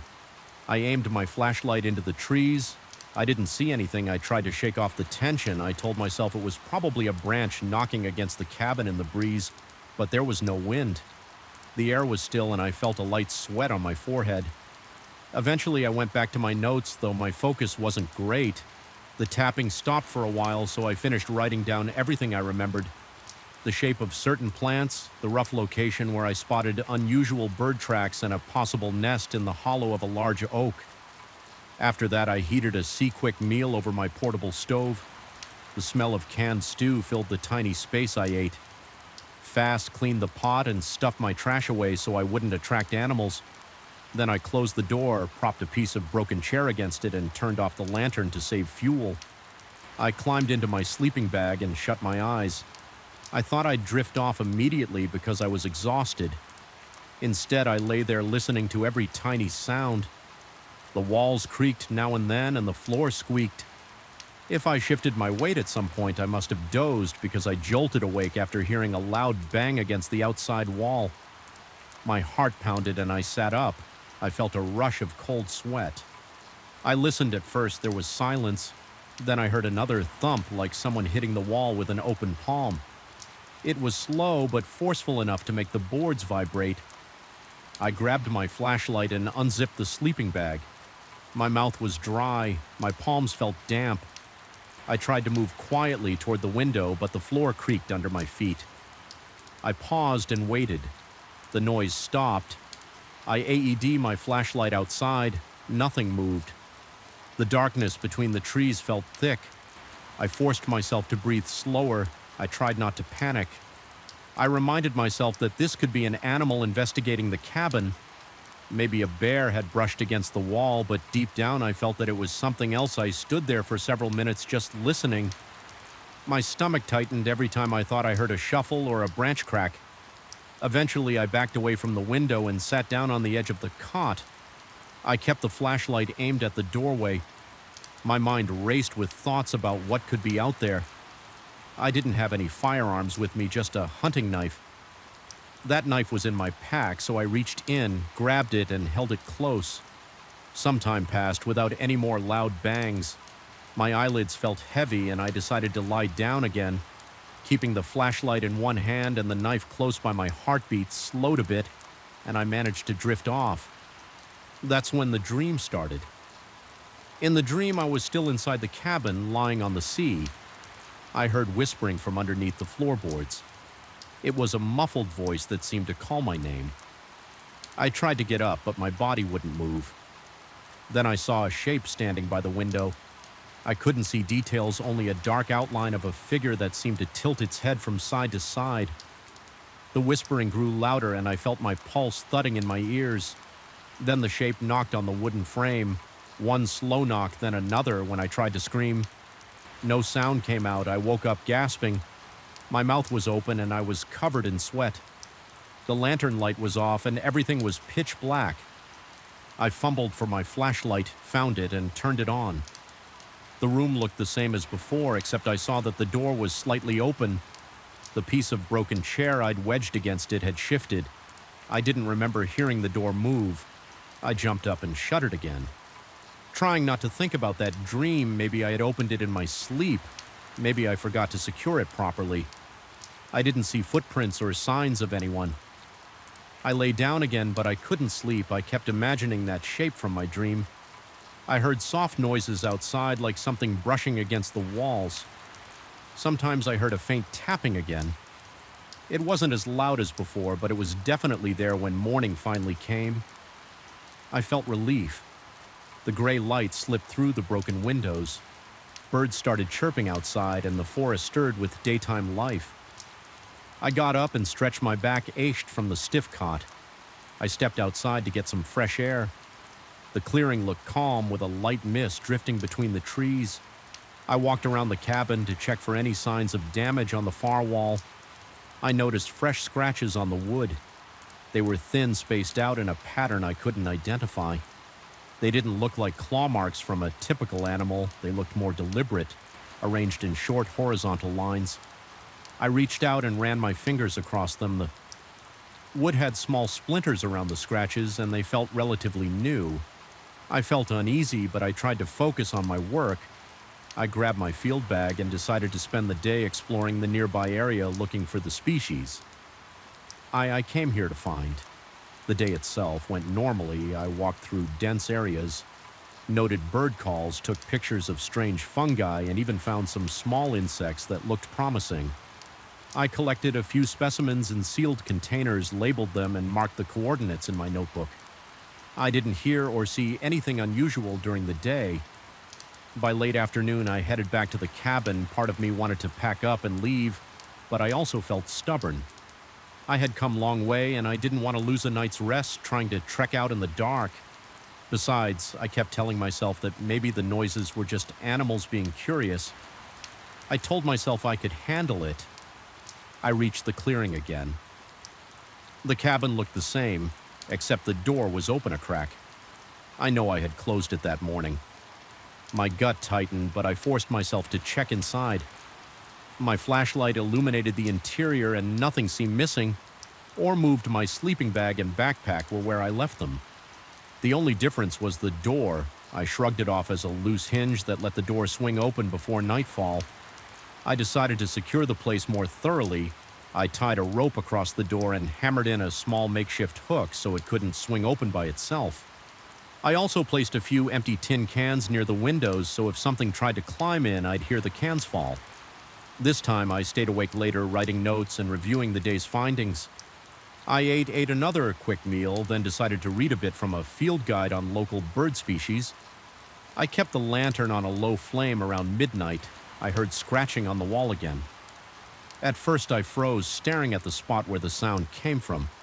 It moved slowly along the exterior, as if something was dragging a stick or a claw across the wood. I sat there, gripping my flashlight. My throat felt tight, and my chest was tense. I heard a soft thump near the window. The tin cans rattled but didn't fall. I stood up, stepped over to the window, and lifted the edge of the tarp. I hung there. The forest was dark, and my flashlight only illuminated a patch of trunks and brush. I didn't see a shape or figure. Then I heard a single knock on the wall close to where I stood. It was louder than the scratching, and it made me jump. My heart pounded, and I felt my fingers trembling around the flashlight. It sounded like a hand striking the wood. I whispered to myself to stay calm. I considered yelling, but I stopped. I was afraid it might provoke something instead. I cleared my throat, breathed deeply, and moved toward the door. I unhooked the rope carefully. Not wanting to make noise, my plan was to see if something was out there and maybe scare it off by shining my light directly on it. I swung the door open fast and aimed the beam in every direction. I saw trees, shrubs, the old path leading into the woods, but nothing else. The clearing felt still. The air tasted cool and smelled slightly of moist earth. My breath sounded too loud in my own ears. I stepped outside, walked around the cabin. Shining the flashlight over the walls, I saw fresh scratch marks near a window similar to the ones I found that morning, but no footprints or fur. I began to wonder if it was some type of primate or a large bird. This region wasn't known for anything that large. Though my chest tightened as I thought about spending another night like this, I looked at the tree line, half expecting something to peek out. The tension in my shoulders felt almost painful, but I forced myself to stay steady after circling the cabin. I went back inside and locked the door again. I noticed my hands shaking. I tried to calm myself by organizing my specimens and checking my camera. Every small noise outside made me flinch. Eventually, fatigue took over. I turned down the lantern and lay on my cot, keeping the flashlight in my grip. I must have slipped into a restless sleep because I felt that same presence from before. I heard tapping on the walls, but this time it sounded closer. My dreams were fragmented images of the forest floor shifting and branches twisting. I woke in a panic when I thought I heard the door opening, but it was still secured. My heart hammered and my t-shirt stuck to my skin with sweat. The rest of the night passed in that state, half awake, half asleep, jumping at each rustle. Morning came as a relief again. I wasted no time. I packed my gear, rolled up my sleeping bag, and stuffed everything in my backpack. I walked outside and looked at the walls. One last time, more scratches, more odd marks. I saw something that looked like a small handprint, but it was smeared or incomplete. I felt a wave of unease roll through me. I had no desire to spend another night there. I decided I'd collect my last samples that day and then hike out by sunset. I grabbed my notebook, stuffed it into a side pocket, and made sure all my specimens were secure. I looked back at the cabin. For a second, part of me wanted to figure out what was going on, but I was too rattled to stay. I turned and headed back into the forest. My boots crunched on the leaf litter, and the sound felt comforting as I walked. I kept glancing over my shoulder. I didn't see or hear anything, but that tension sat in my gut. I don't know what was in that forest. I don't know what wanted to communicate with me through knocks and scratches. All I know is that I spent 2 nights in that cabin and felt more fear than I'd ever experienced in the wild. I left with the sense that something watched me until I was out of sight. Even now, I can still remember the sound of that tapping. I can still feel the weight of that presence around the walls, and I'm sure I'll never forget the uneasy silence that followed whenever I tried to confront it. I first noticed something off about my night shifts when I felt a sudden drop in the back seat of my cab. It was around 2 in the morning, and I had just turned onto a deserted street near an old industrial park. I felt the suspension dip, like someone heavy had settled into the seat behind me, but the seat looked empty. At first, I thought I imagined it. I kept my eyes on the road, and my fingers squeezed the steering wheel so hard that my knuckles hurt. I didn't hear any voice or see anything clear. Yet my chest felt tight and my skin got clammy. I glanced at the rearview mirror. The seat was dark, no shape, no outline, but I could sense a presence that was the first night I realized my job would never feel normal again. I've driven a cab for about 6 years, mostly overnight. People say the graveyard shift is lonely. They don't know the half of it. I used to keep the radio on low volume so I wouldn't zone out, but after that first night I shut it off. I needed to hear every little noise I was hoping for. Seat bell clicks or footsteps on the sidewalk. Anything that would warn me the second time it happened was a week after the first. I was near a big shopping area that was shut down for the night. The parking lots were empty. Street lights were dim. I rolled to a stop sign and I felt that drop again, like someone slid into the back seat. I braked hard, twisted around and scanned the dark interior. I saw nothing. My heart pounded and my breath got shallow. A chill rolled up my arms. I waited for something. Maybe a voice silence filled the cab and it felt heavy and thick. It lasted a few seconds, then I heard a soft exhale. My scalp prickled. I swear I heard someone breathing. I asked, "Hello, who's there?" I didn't hear a response. My stomach churned. I pressed the gas and drove away from the empty lot. The presence stayed. I sensed motion, like a person shifting weight behind me. Every time I glanced at the rearview mirror, I saw a faint distortion, as if the air was moving in that seat. I tried to keep my eyes on the road, but my head wouldn't stop spinning. I drove for a few minutes until it vanished. I felt the seat rise again, as though the invisible passenger had stepped out. My entire body trembled, and I couldn't stop looking around. I kept asking myself if I was hallucinating. Maybe I was tired, or maybe there was something else going on over the next few weeks. It happened more often. Late at night, always in remote areas. Something would slip into my cab. I would hear breathing or the faintest rustle of fabric. Then I would catch a glimpse in the mirror. It wasn't a S shape. It was more like the outline of heat rising from pavement on a hot day. It flickered for a moment and then went still. Sometimes I heard whispers or soft humming. Other times I heard someone muttering like they were rehearsing the same sentence over and over. I leaned forward in my seat, feeling sweat on my forehead. I never got used to it each time it happened. My pulse raced and my muscles tensed, but I kept driving because I needed the money and I wasn't sure who would believe me. I didn't even believe myself. Sometimes one night I decided to talk to the presence. I had just picked up the faint shape near a closed diner. I felt the seat drop and the temperature in the cab seemed to change. It wasn't cold or hot, it just felt different. I kept my voice steady. "What do you want?" I said. I waited. My ears rang with silence, then I heard a small voice. It was distant and rough, like it came from the far corner of a room. It said, "I'm looking." I felt my throat tighten. I asked, looking for what the voice grew softer. "I don't remember," it said. Then it faded after that night. The whispers got clearer. Each new presence had a different tone. Some sounded younger, some older. Some were male, some female. None of them ever told me their names. I don't think they remembered. They just knew they were searching for something. They often repeated the same sentences. "I need to find it. Where did it go? I can't see it." I usually gripped the wheel and tried to respond. "What are you trying to find? Can I help you?" I never got a direct answer. They all seemed confused and lost. It was like they were trapped in the same loop. There was one presence that stayed longer than usual. It entered my cab near a lonely stretch of road by the railroad tracks. I felt the usual drop in the back seat. Then I heard a slow, shallow breathing followed by a deep sigh. I waited a moment before speaking. My voice trembled. "Can you hear me?" The presence answered, "Yes." Its voice was raspy, like it hadn't spoken in a long time. I tried to breathe through my nose to calm myself. I asked, "What do you want tonight?" It paused.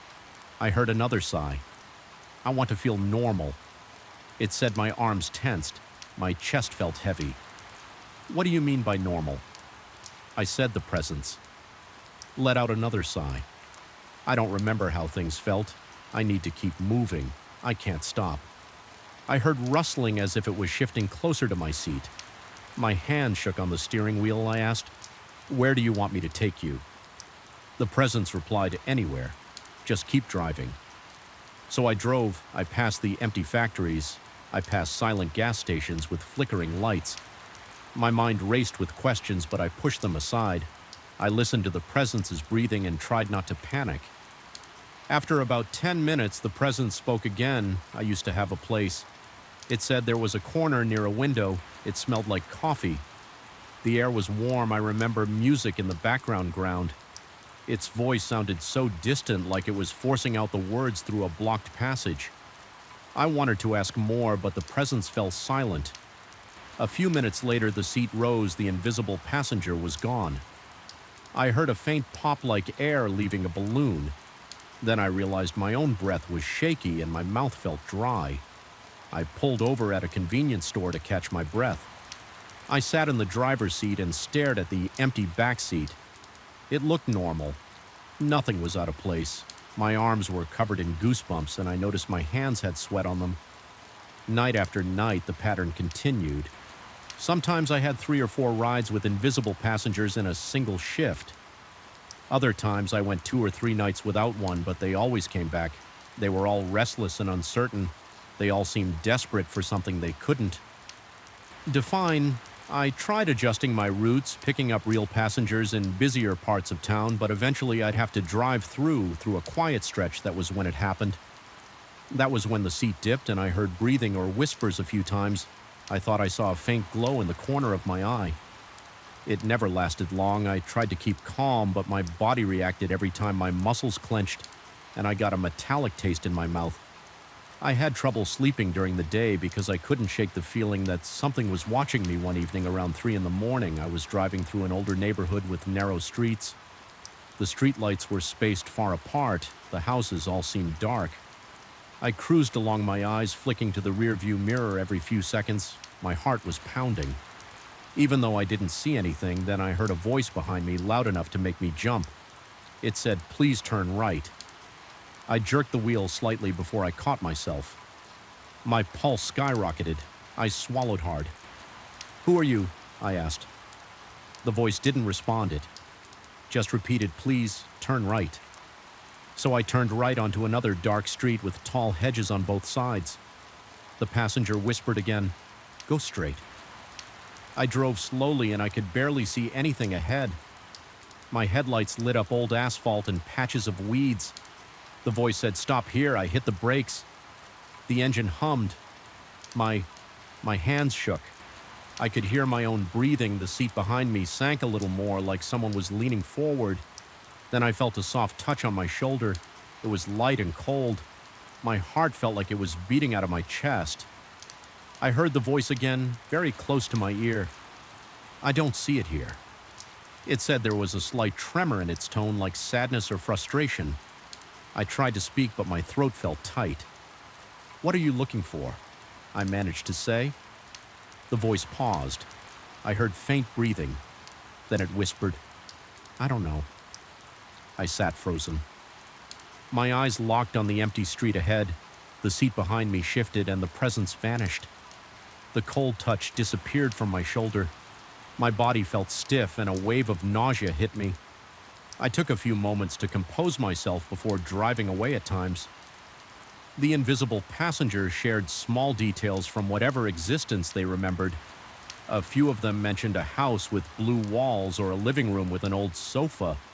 One talked about climbing stairs and feeling wind on a balcony. Another mentioned a favorite scarf.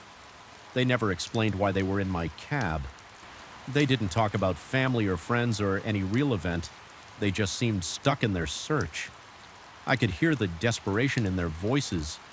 It made my skin crawl, but I also felt a strange sympathy for them. They sounded lost sometimes. I tried to ignore them. I'd keep my hands on the wheel and focus on traffic lights or speed limits, but it never worked. The presence behind me always made itself known through a sudden whisper or a change in temperature. My heart would race and my thoughts would spin. I kept my eyes straight ahead, but that prickling sensation on the back of my neck never went away. One night I turned up the AC full blast, hoping the noise would drown out any whispering that just seemed to make them speak louder. Another time, I tried playing loud music. The passenger in the back seat started humming along, even though I didn't see any shape there. My skin prickled at that one. The tune was off-key and I could hear it behind the song on the radio. Eventually, I gave up trying to block them out. There was one occasion when I pulled into a gas station to get a coffee. I parked near one of the pumps and left the engine running as I reached for the door handle.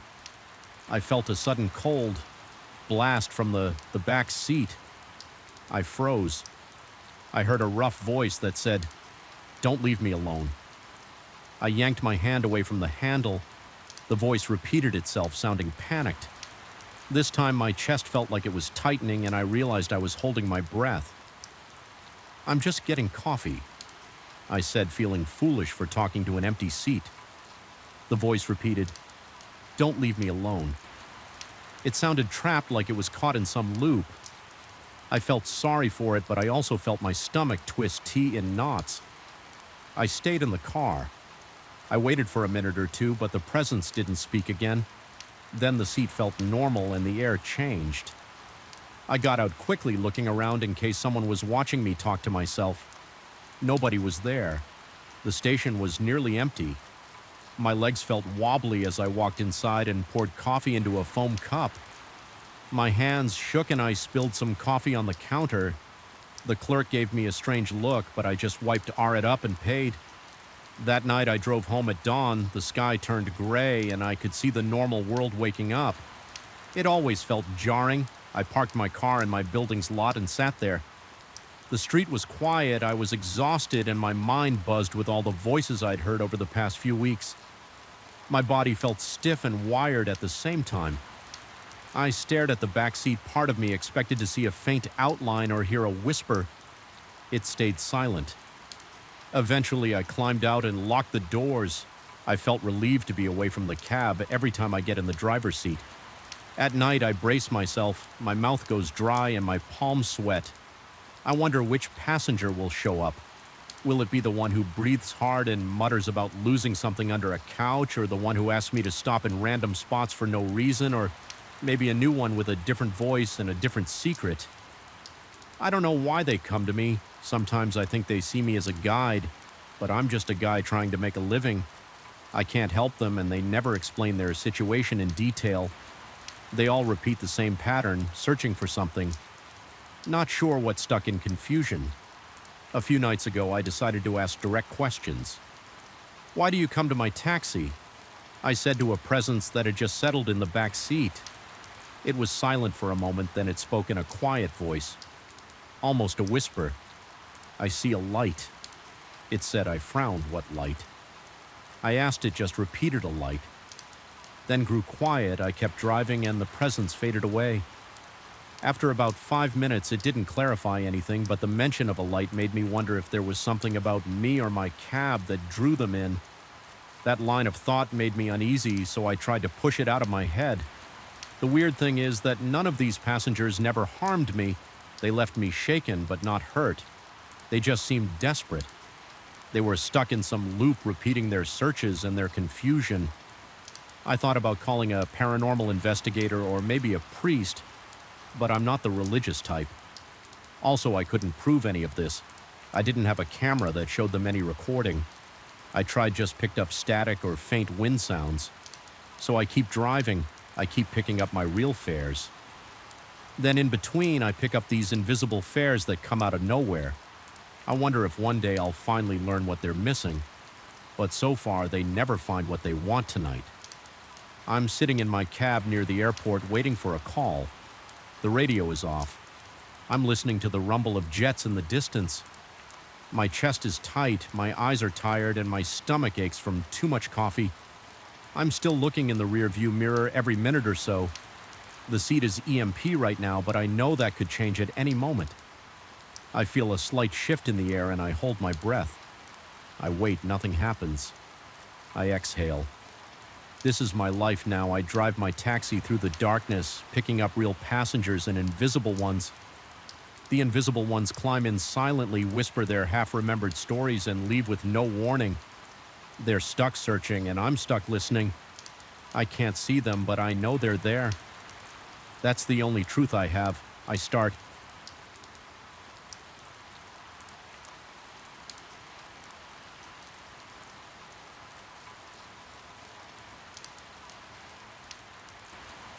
The engine and pull onto the street.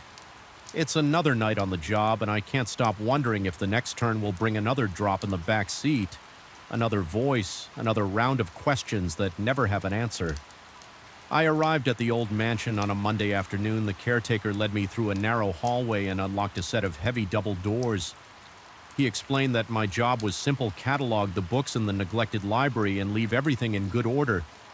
He gave me the keys, wished me luck, and disappeared into another room. I stood at the threshold and felt my stomach tighten. The place smelled of dust, and stale air stacks of books leaned against wooden shelves. The windows were covered with thick drapes, and the only light came from old lamps that cast weak orange circles across the floor. I set my bag on a small desk near the entrance. There was a noticeable temperature drop in the library. My skin prickled with goosebumps, and I rubbed my arms. I checked the nearby radiator, but it was cold and silent. I told myself it was just a draft in an old building.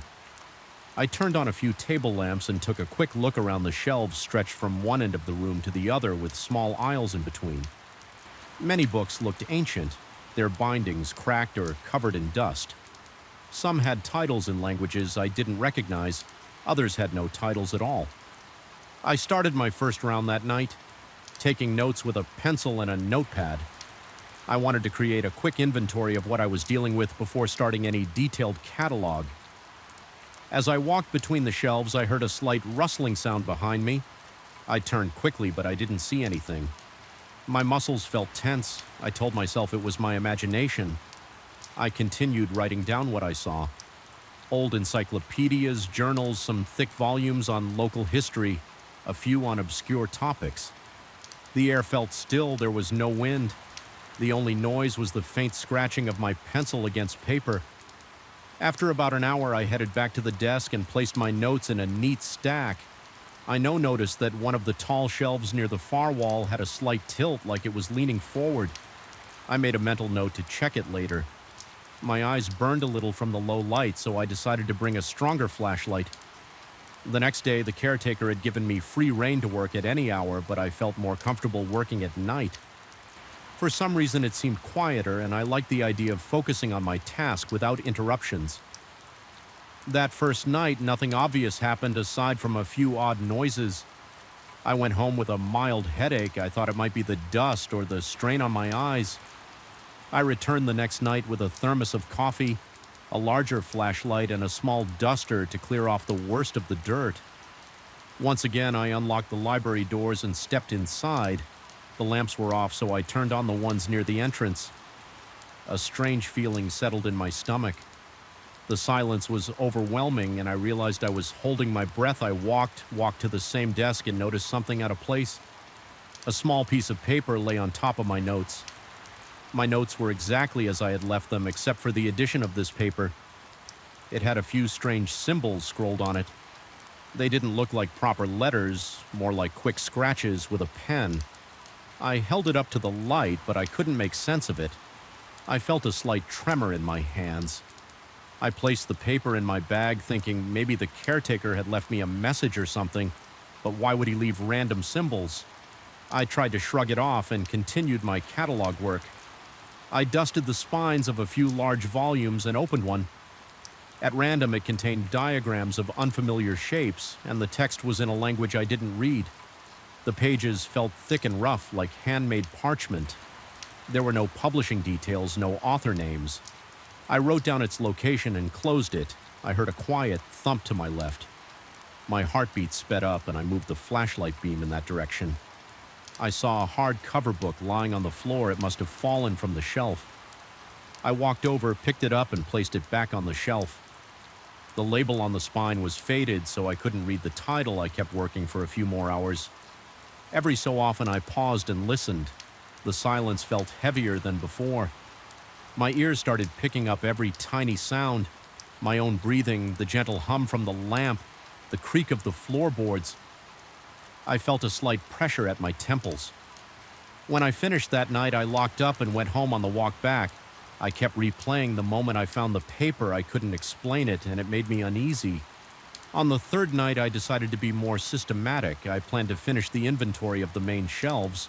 Then I checked the smaller alcove in the back corner of the library. When I arrived, I immediately looked at my desk. My notes were there, but now 2 more scraps of paper sat on top of them. Both had similar odd markings. One page had a series of random letters. That seemed scrambled. The other had circles and lines that reminded me of a rough map. I touched them, expecting them to feel wet or smudged, but they were dry. I felt the hair on my arm stand up. I walked around the library, calling out, "Is anyone here?" My voice echoed no answer. I checked the entrance to see if there were any fresh footprints on the dusty floor, but I couldn't see anything. I tried to keep working, but my mind was all over the place. I felt jumpy. My hand shook every time I heard a tiny noise. I kept glancing at the aisle behind me, sure I'd see someone watching, but there was never anyone there. Later that night, I noticed the tall tilted shelf had shifted, more like it was about to tip over. I pushed against it gently, but it was stable enough. The wood felt rough under my fingers, and I could see deep scratches on the side. It looked like something had dragged sharp edges across it.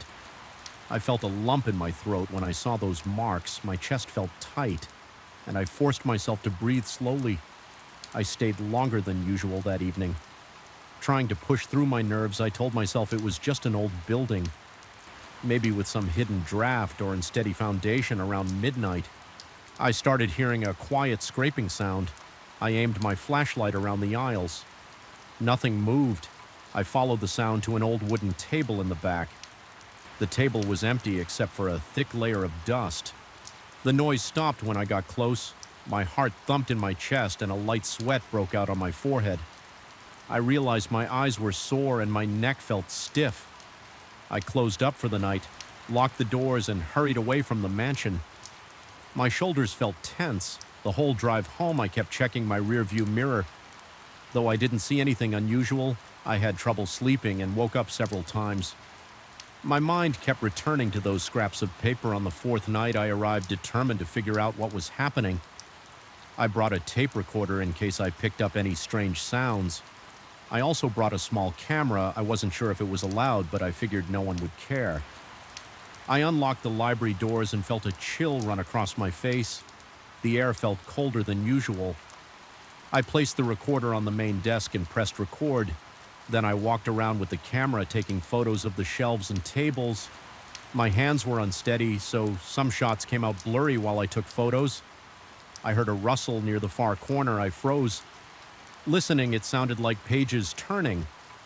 I walked toward the sound, holding the camera up. There was a single lamp lit in that corner, casting shadows on the walls on a small reading stand. I saw a book lying open.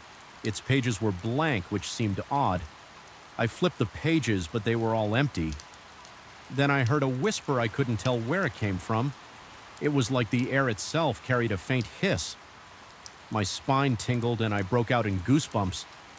I stood there, not sure what to do. My heart pounded in my ears. I backed away, nearly dropping the camera when I returned to the desk. The tape recorder had stopped. I checked it, but it was still powered on. The tape was ejected. That didn't make sense because I had just pressed record. I rewound it to see if it captured anything. I heard my own footsteps at the start. Then a soft crackle, then silence. Suddenly there was a faint scratching noise followed by a short whisper. I couldn't make out words. It might have been a breath. I felt a chill wash over me. I pressed stop and looked around the room. My mind raced. I couldn't explain it. I tried to calm down by focusing on the catalog work. My mouth felt dry and I kept swallowing to clear my throat. I moved to the next row of shelves, writing down titles and checking condition. When I reached the last book on the row, it refused to slide out. It was stuck. I tugged at it a bit harder and the entire shelf rattled. I stopped immediately, afraid the whole thing would collapse. Then I noticed that the back of the shelf had a small latch. It was hidden behind a stack of dusty encyclopedias. I pulled the encyclopedias aside and flicked the latch. A panel at the back of the shelf clicked open. I shined my flashlight inside. There was a narrow passage. The space looked cramped. I hesitated for a moment, then squeezed through the passage. Smelled of mold. The walls had old bricks damp too. The touch, I inched forward until I found a small chamber with a low ceiling. My head almost touched it. There was a single wooden box resting on a stone ledge. The box was covered in dust and had a lock, but the lock was broken. My hands were slick with sweat. I wiped them on my pants and lifted the lid inside. There were several sheets of parchment covered in the same weird symbols I had seen on those scraps of paper. Some had notes in pencil, like someone tried to translate them. There were partial words in English, but nothing made sense. Dr. Gate Beyond My Pulse hammered in my ears. I picked up the sheets and noticed a small leather-bound booklet beneath them. It had no title. I opened it and saw handwritten entries. The penmanship was uneven and the ink had bled through the thin pages in places. It was all about rites, invocations, and references to dark secrets. The words were blunt descriptions of some hidden knowledge. I felt a twisting sensation in my gut as I flipped through. My breathing became shallow.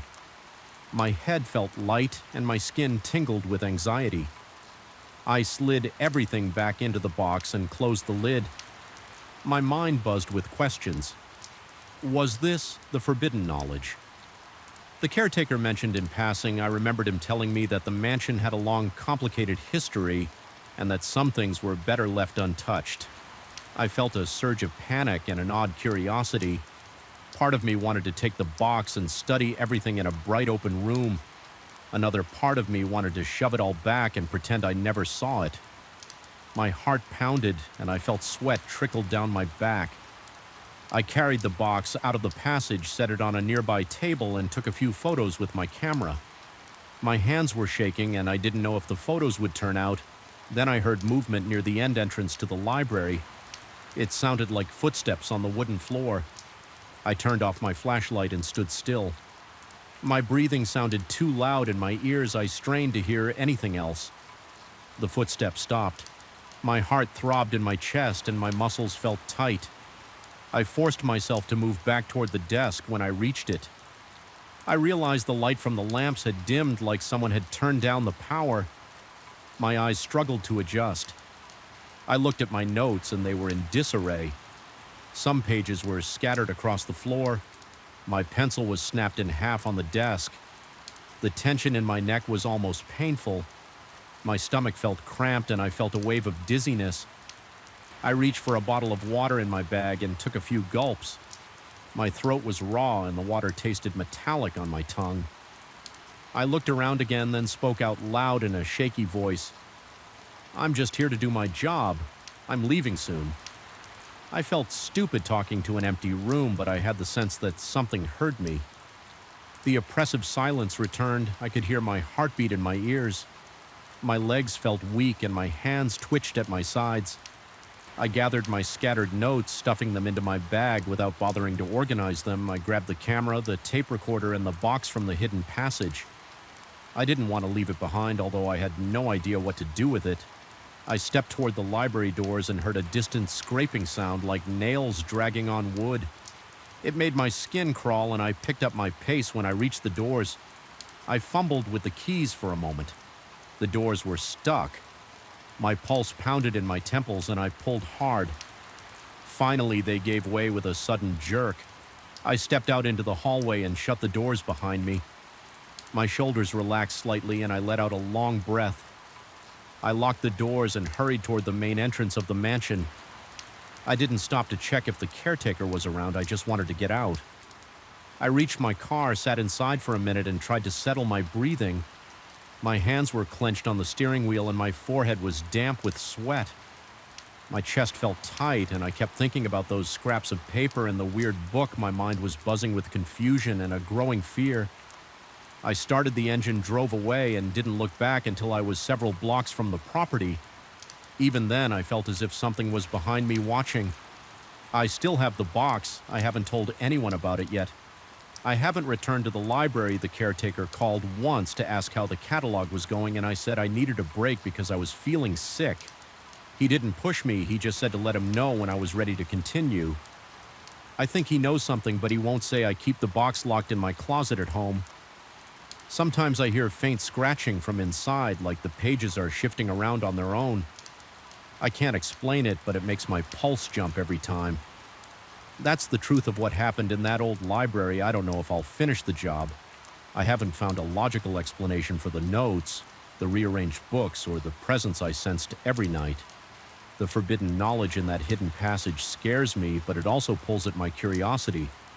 I keep telling myself I'll go back to finalize the catalog and hand over the files, but part of me worries that once I step into that library again, I'll never leave the same way I entered for now.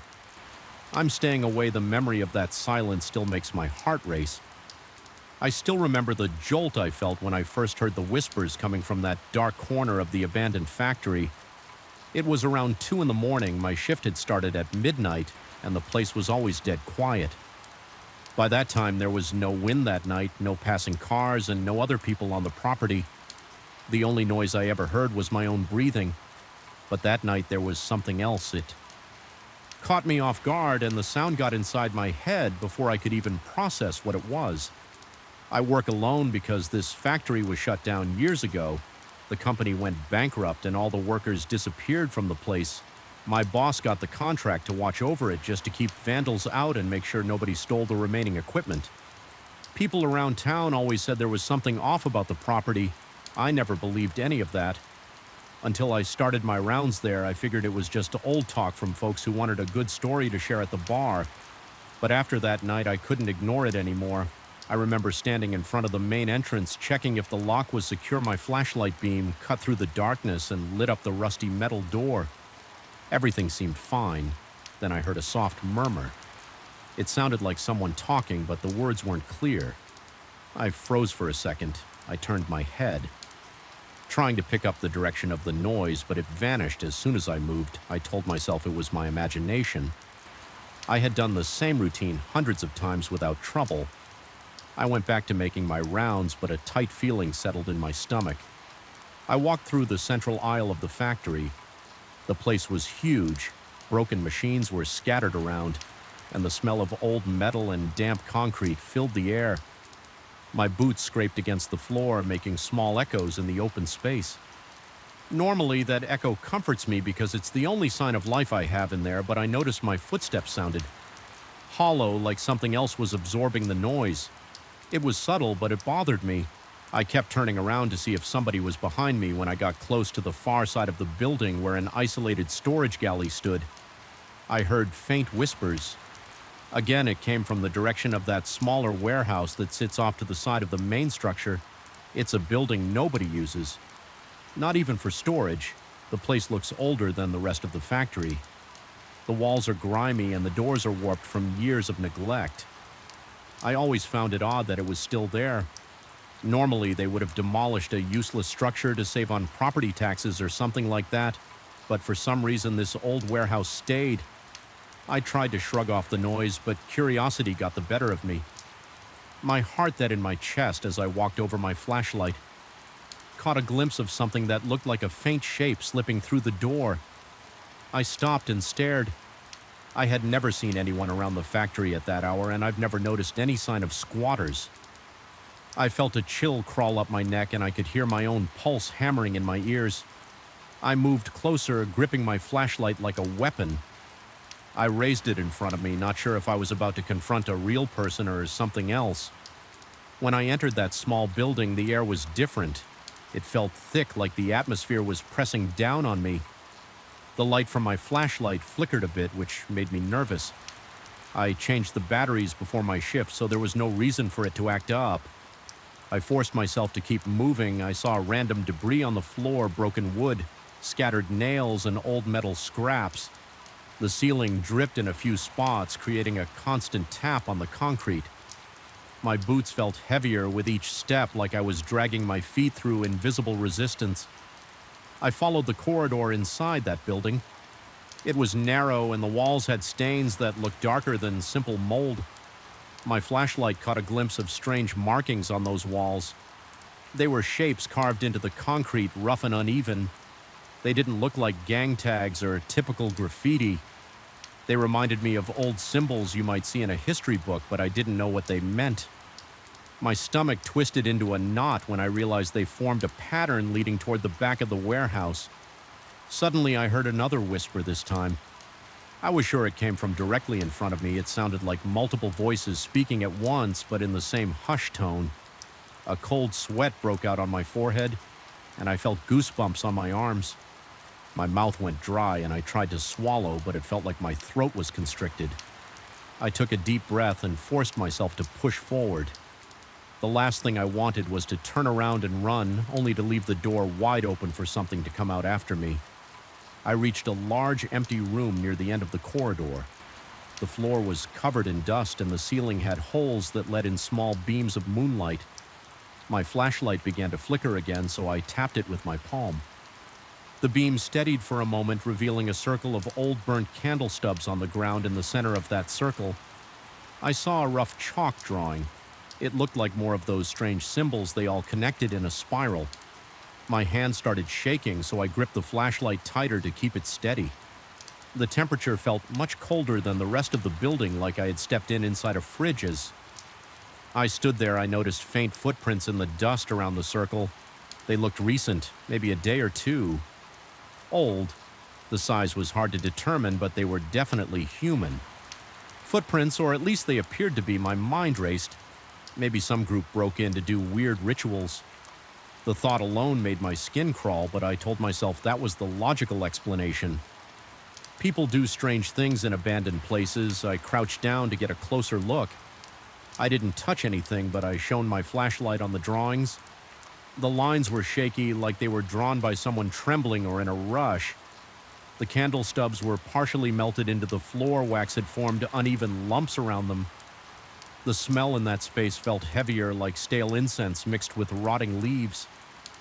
I heard another whisper, but it was closer this time, almost at my ear level. I spun around, shining the light at the corners of the room, but I saw nothing. My heart pounded and my breaths turned shallow. I felt a growing sense of panic. I had never encountered anything like this in my years as a security guard. Usually the worst I deal with is a trespassing teenager or someone trying to strip copper wiring to sell. This was different. I told myself to stay calm. I tried to rationalize it as some leftover materials from local thrill seekers, but I felt goosebumps on my arms that wouldn't go away. My mind kept jumping back to that whisper. It sounded too real to dismiss. I thought about calling my boss, but my cell phone had no signal inside. That part of the building that wasn't unusual, the reception was always spotty in the factory. I decided to head back toward the entrance to see if I could call from outside, but as I started to leave, I heard a shuffle behind me. It sounded like feet scraping the floor. I spun around again, shining my flashlight light. Nothing was there. My nerves were on edge and my chest felt tight. I could barely think straight, I said out loud. If someone's here, you need to leave. My voice sounded shaky to my own ears, which made me even more uneasy. No one answered. The only sound was my heartbeat throbbing in my head. I backed out of that room slowly, not wanting to turn my back on the place. As I made my way into the corridor, I felt like something was watching me. Every few steps, I whipped around, expecting to see a figure behind me. I didn't see anyone, but the sense of being followed grew stronger. I could almost feel the heat of a stare on the back of my neck. My muscles tensed and a dull ache started in my shoulders from keeping them hunched up in defense. Once I got outside that small building, I stood there trying to catch my breath. My mouth felt dry and my lips were cracked. I looked around to see if there were any signs of movement, but the courtyard was empty. The main factory building loomed in the distance, dark and silent. I checked my phone. I had one bar of signal, so I tried to call my boss, but the call didn't go through. I sent him a short text saying I found signs of trespassing. The message struggled to send, then finally went through. He didn't respond right away, so I moved on. I forced myself to finish my round. The rest of the factory was the same as always, broken equipment, rust and darkness. But the entire time I felt this pressure on my chest, I couldn't shake the idea that something was in that isolated wee house. Something that wasn't just a person messing around. Once I completed my sweep of the main building, I went back to the security office near the front gate. It's a small room with a desk, a chair, and a few old monitors hooked up to security cameras that cover most of the factory exterior. None of the cameras point to that isolated warehouse, though the people who set up the system must not have cared about it. When I sat down, I realized I was sweating. The night was cool, so the sweat was from pure nerves. My throat felt tight, and I could still hear echoes of those whispers in my head. I tried to concentrate on the monitors. I looked for any sign of movement, but everything stayed quiet. I felt alone and exposed in that little security room. The walls are thin, and the door doesn't even lock properly. I kept glancing over my shoulder, expecting the door to swing open. After about 20 minutes, my phone finally vibrated. My boss had texted back telling me to note everything in the log and that he'd come by in the morning. I stared at the message, feeling frustrated. I wanted someone else to show up right then, but that wasn't going to happen. I was on my own until sunrise, so I got up, grabbed a bottle of water from the small fridge, and tried to calm down. My nerves were still shot, but I didn't want to sit there doing nothing. I decided to go online on my phone for a moment. I typed the name of the old factory plus the word rituals, just to see if anything popped up. My signal was weak, but eventually some old news clipping showed up. Most were rumors, but a few mentioned that the land used to belong to a local group that practiced alt ceremonies there. Wasn't much detail. One article said the group was disbanded a long time ago. Another said the site had been linked to some strange activity before the factory was built. I scrolled through half-loaded images, but didn't see anything definitive. The more I read, the more tense I felt. I realized it matched the weird symbols and the circle of candles I had found. It made me wonder if someone was trying to stir up whatever was left behind. My skin crawled at the thought of more people coming back to continue those rituals. I looked at the clock on my phone and saw that it was only a little after 3 in the morning. I had hours to go before my shift ended. I sat there tapping my foot on the ground, trying to decide if I should do another round. Before dawn, part of me wanted to stay in that security room until the sun came up, but a bigger part of me felt I needed to make sure nobody was still hiding in that warehouse. I didn't like the idea of being surprised, so I grabbed my flashlight and stepped back outside. The wind had picked up a little rustling, some loose sheets of metal on the property. The rattling sound made me jump. I tightened my grip on the flashlight and headed back toward that smaller building. As I approached, I noticed the door was slightly ajar. I was pretty sure I had pulled it shut when I left. I stopped, my heart pounding in my ears. My palms felt clammy and my breathing turned shallow again. I wanted to turn around, but I forced myself to walk closer. I nudged the door with my foot shining. My flashlight inside the corridor was empty, but the darkness felt like it was moving. My eyes kept playing tricks on me, making me think I saw silhouettes sliding along the walls. I took a few steps inside. My throat felt tight again, and each breath felt like a struggle. I called out, "This is security if you're here. Come out now."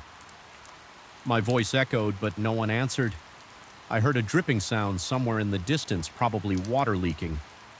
I walked in, feeling my knees tremble. My flashlight flickered again, which made my pulse spike. I shook it and the light steadied. Then I followed the corridor back to that large room with the circle on the floor.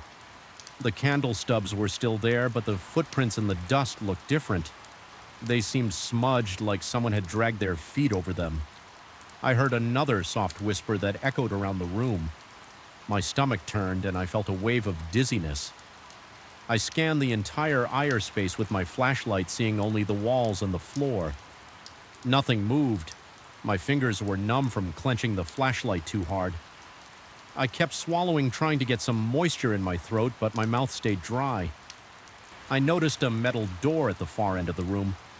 It was partially open. I hadn't seen it before because it blended into the wall. I walked toward it, my boots scraped over the floor, stirring up dust. The door led to a small closet-sized space inside. I saw a stone slab leaning against the wall. It looked out of place, almost like a piece of old architecture.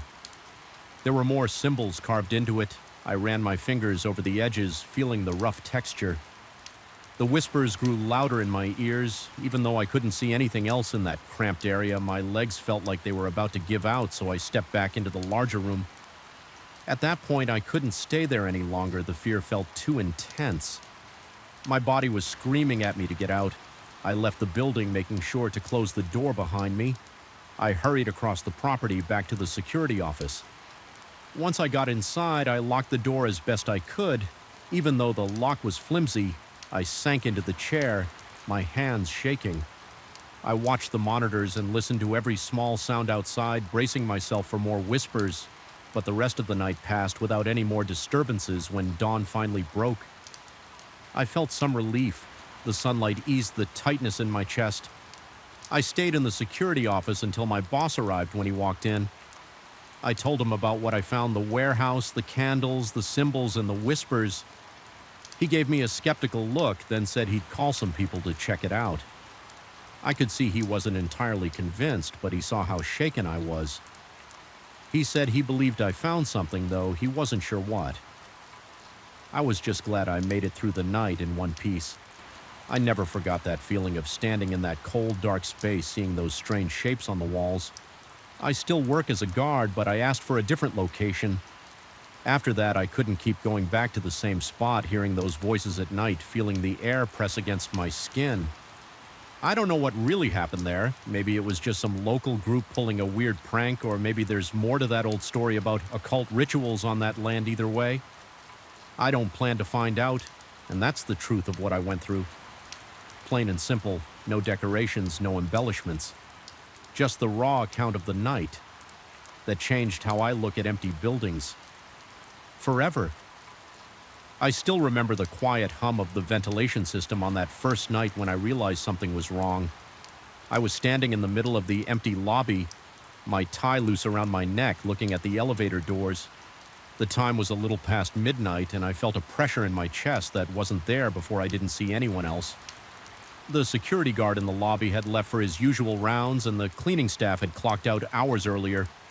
The fluorescent lights flickered every once in a while, and the place smelled like stale coffee and industrial cleaner. I pressed the elevator button without much thought, but as soon as the door slid open, I felt a rush of cold air. It made the hairs on my arms stand on end. I stepped inside, and that was the beginning of everything I'm about to share. I'm an executive at a finance company. I usually work late because there's always a new project or a report to finalize. I don't have much of a social life. My routine is simple. I arrive around in the morning, deal with meetings all day, then stay after hours to finish things I can't get done. Otherwise, I'm used to being one of the last people in the building. The lights on most floors go off by 9 p.m. The only people who stay are a few guys. Sometimes a project manager or a security guard who might be dozing at his desk. I never felt nervous about being alone there.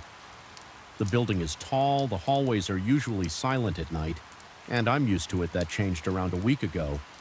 I had stayed until midnight finishing an analysis. For an upcoming client pitch, I packed up my laptop, slid some folders into my briefcase, then headed for the elevator. The hallway was dim. A single overhead light flickered in and out, and I felt a small twinge of anxiety, but I ignored it.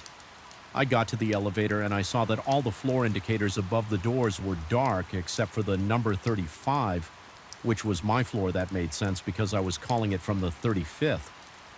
The doors opened and I stepped in. The interior smelled like old metal and something sour. I don't recall smelling that.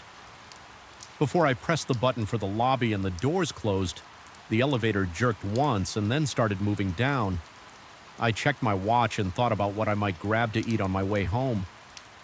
It's the usual routine. Watch the small screen above the door as the floor numbers blink in descending order. But that night it stopped at floor 29. The display said 29, but the elevator didn't open instead. The lights inside flickered. I was alone in that small box waiting, feeling my pulse pick up. My breath got shallow. I pressed the door open button and nothing happened. I waited a few seconds looking at the control panel. The overhead light buzzed and flickered again, and the elevator started moving down. I tried to shrug off the moment as a glitch in the system. When I got to the lobby, the doors opened normally. Everything looked the same, maybe a little darker than usual because half the lights were off.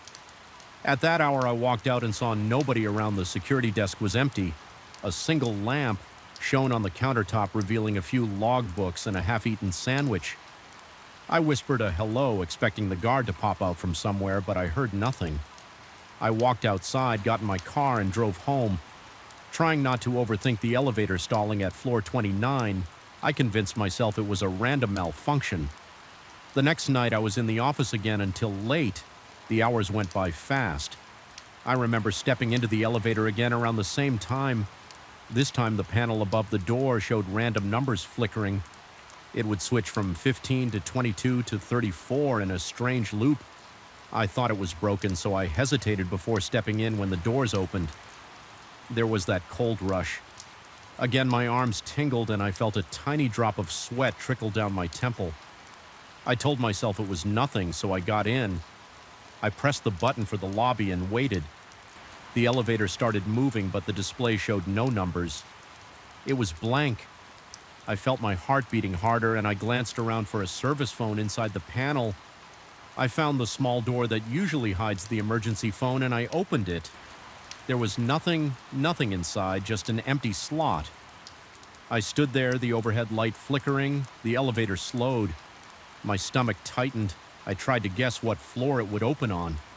After a moment of silence, the door slid open. I looked out at a hallway I had never seen. The sign on the wall said 28, but it didn't look like the 28th floor. The lighting was different. The walls had a strange texture, and the carpet felt thin and rough. I stepped out cautiously. The corridor was silent. The doors closed behind me before I could react. I heard a faint mechanical hum moving off into the distance. I turned around and pressed the call button on the wall, hoping the elevator would come back. The button lit up, but I didn't hear anything. I walked down the hallway, hearing the soft thud of my shoes on that carpet. There were doors. On each side, no signs, no nameplates. I tried a doorknob. It turned, but the door was locked from the inside. I tried another door, same thing. I felt my pulse in my throat. The air smelled damp and stale. The overhead lights buzzed in a steady rhythm. At the end of the hallway, I heard a low clicking noise. It reminded me of someone drumming their nails on a table, but it was more rapid. I slowed my steps and tried to stay quiet. I approached the corner and I glimpsed a shape moving in the next corridor. It was bent over arms, two long legs that seemed to jerk at odd angles. My throat felt tight. I stepped back for a moment and pressed my spine against the wall. The clicking sound continued, and I realized it was coming from the creature. It was tapping its fingers on the walls as it walked. I could hear each tap like nails on wood. Even though the walls were some kind of painted drywall, I wanted to run, but my legs felt like they weighed 100 pounds each. I forced myself to breathe through my nose, trying not to make a sound. My eyes started to water. I felt an urge to scream, but I clenched my jaw. Then I heard a faint hiss from behind me. I turned slowly and saw another shape near the far end of the hallway. This one was slightly shorter, with a wide face and a slack jaw. Its skin looked pale under the overhead lights, and it had small black eyes that blinked without any emotion. I stood there caught between two hallways and two creatures that seemed to be exploring this floor. I spotted a door labeled stairs near me. I took a quick step toward it, turned the handle, and slipped inside. It was dark in the stairwell, but I could see the steps going up and down. I let the door close carefully and I listened. The tapping continued outside. Then it faded, the hiss from the other side. Also faded, my heart pounded. My breath came in shaky bursts. I wiped the sweat off my forehead with my sleeve. I was on some version of the 28th floor, but it wasn't the one I recognized. I didn't know how to get back. I tried the stairwell doors on a few different levels, but they were locked. The stairwell signs didn't look familiar. The numbers were either missing or scratched out. I went up 5 flights before I found another elevator door in the stairwell. It was a small metal door with an elevator access sign. I pulled it open and saw a service elevator inside. There was a panel, a single button, and an empty space where the emergency phone would normally be. I stepped in and pressed the button. The door closed. The lights flickered, and I felt a drop in my stomach as it descended. I tried to steady myself by leaning against the wall. I stared at the control panel. No numbers, just a single button. The elevator slowed and the door slid open. I found myself in the lobby. At least it looked like the normal lobby. With the same reception desk, the same rows of plants near the entrance. A small light behind the desk illuminated a sign-in sheet. I took a breath and stepped out. I looked around. I saw the same half-eaten sandwich. As the night before, I hurried out of the building. I got in my car and I drove away as fast as I could. I told myself I would never stay that late again, but work piled up, and within a few days I was back in my office past 9. I kept glancing at the clock, hoping to finish and leave by 10. At the latest, by the time I wrapped up, it was almost 11. My heart sank when I stepped into the hallway and saw the elevator doors at the end. They seemed to invite me with a strange glow from the overhead bulbs. I debated taking the stairs all the way down, but that felt stupid because my office was on the 35th floor. Still, I thought about it. In the end, I told myself I was being irrational, so I went to the elevator again. The panel above the doors was normal this time. Just the number 35 lit up waiting the doors opened, and the interior lights looked the same as they always did. I stepped in with my briefcase in hand. The inside smelled like stale air. I pressed the button for the lobby. The elevator jerked slightly and then started its descent. I kept my eyes on the panel above the door. It counted down 34, 33, 32, 31, 1. I relaxed a bit. Then it stopped at 30 and the doors opened. The hallway outside was dark. There were no overhead lights, just the faint glow from the elevator shining a few feet into the corridor. I saw the shape of a table against the wall. I heard a faint rustling noise like cloth scraping against the floor. My stomach tightened. I pushed the door close button. The door shut and the elevator continued down. When I reached the lobby, I ran out as soon as the doors parted. The security desk was empty again. The lighting was dim. I checked the front entrance. It was unlocked. I walked out, breathing hard, trying not to drop my briefcase outside. The air was cool and I felt a sense of relief. I noticed a single guard near the parking lot entrance. He was leaning against the wall, smoking. I walked over and asked why the lobby was empty. He just shrugged and said the main guard had stepped out.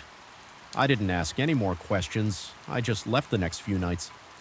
I had trouble sleeping. I kept imagining those strange hallways and the creatures tapping and hissing in the dark. I tried telling a coworker about it once, hinting that the elevator might be malfunctioning. She said building management had performed routine checks and everything was normal. I decided not to push the subject. I didn't want to sound ridiculous. A few days later, I stayed until midnight again. It was the only way to finish my work. When I called the elevator, I stood to the side, gripping my briefcase so hard my knuckles turned white. The doors opened, I stepped in, I pressed the lobby button. The elevator went down as usual, stopping at a few floors when people pressed the button from the outside, but nobody got on. Each time the doors opened, the hallway was empty, no lights, no people, nothing. One floor had a loud buzzing sound, another had water dripping somewhere. My stomach hurt and sweat formed on my temples. I pressed the door close button each time, wanting to reach the lobby as fast as possible. When I finally got there, the guard was actually sitting at his station. I rushed past him and nodded. He gave me a strange look, but didn't stop me. I drove home, gripping the steering wheel so hard my hands started to cramp. I felt a pounding in my head that lasted until I went to bed. Over the last few nights, the pattern has repeated. The elevator shows me floors I don't recognize. Sometimes it's a quick glimpse of an empty corridor with flickering lights. Sometimes I step out into a hallway that loops around in strange ways, leading me in circles until I find a service elevator. I see shapes that watch me. Some have wide eyes, some have no eyes. I hear tapping, hissing, and the sound of something heavy scraping across a floor. My body reacts with a cold sweat, rapid breathing, and shaky legs. I push my way back to an elevator. I press every button until something takes me down to the lobby again. Then I escape. I've tried using the stairs from my office to the lobby, but the door's locked from the inside. After the cleaning staff leaves, I've tried waiting for a coworker to ride the elevator with me, but I end up staying later than everyone else. Anyway, my boss demands these late reports. My fear hasn't gone away, but I keep convincing myself I can handle it. That maybe it's all in my head. I avoid direct confrontation with those creatures, but I see them at the edge of my vision. Their movements are jerky. Some have elongated arms or strange postures. They seem to guard the floors that appear only after midnight. I don't know if they want me to leave or if they want to keep me there. I only know that each time I see them, I feel a rush of panic. My throat gets tight and I can't speak. Sometimes I can't even swallow tonight. I'm finishing my final report for the quarter. It's 11:50 p.m. The office is silent. I can hear the hum of a vacuum cleaner in the distance, but it fades away. After a minute, the cleaning staff is almost done. My hands are shaking as I type these last lines. I keep glancing at the clock, dreading the moment I have to press that elevator button again. I can't stay here until morning because the building locks down completely at 1 a.m. If I stay, I'll get stuck. If I go, I might end up on those strange floors again. I don't know how long I can keep doing this every night. The elevator seems to pull me deeper into those corridors. Every night I see things that shouldn't exist. I feel the walls closing in. My breathing gets shallow and my heart races. My mind screams for me to stop working these hours, but I have a deadline and I can't quit my job. I have no proof of what I've seen and nobody would believe me anyway.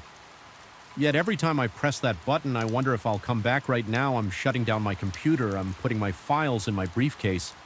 My shirt is damp under the arms. My pulse is racing. I can't ignore the reality of this anymore.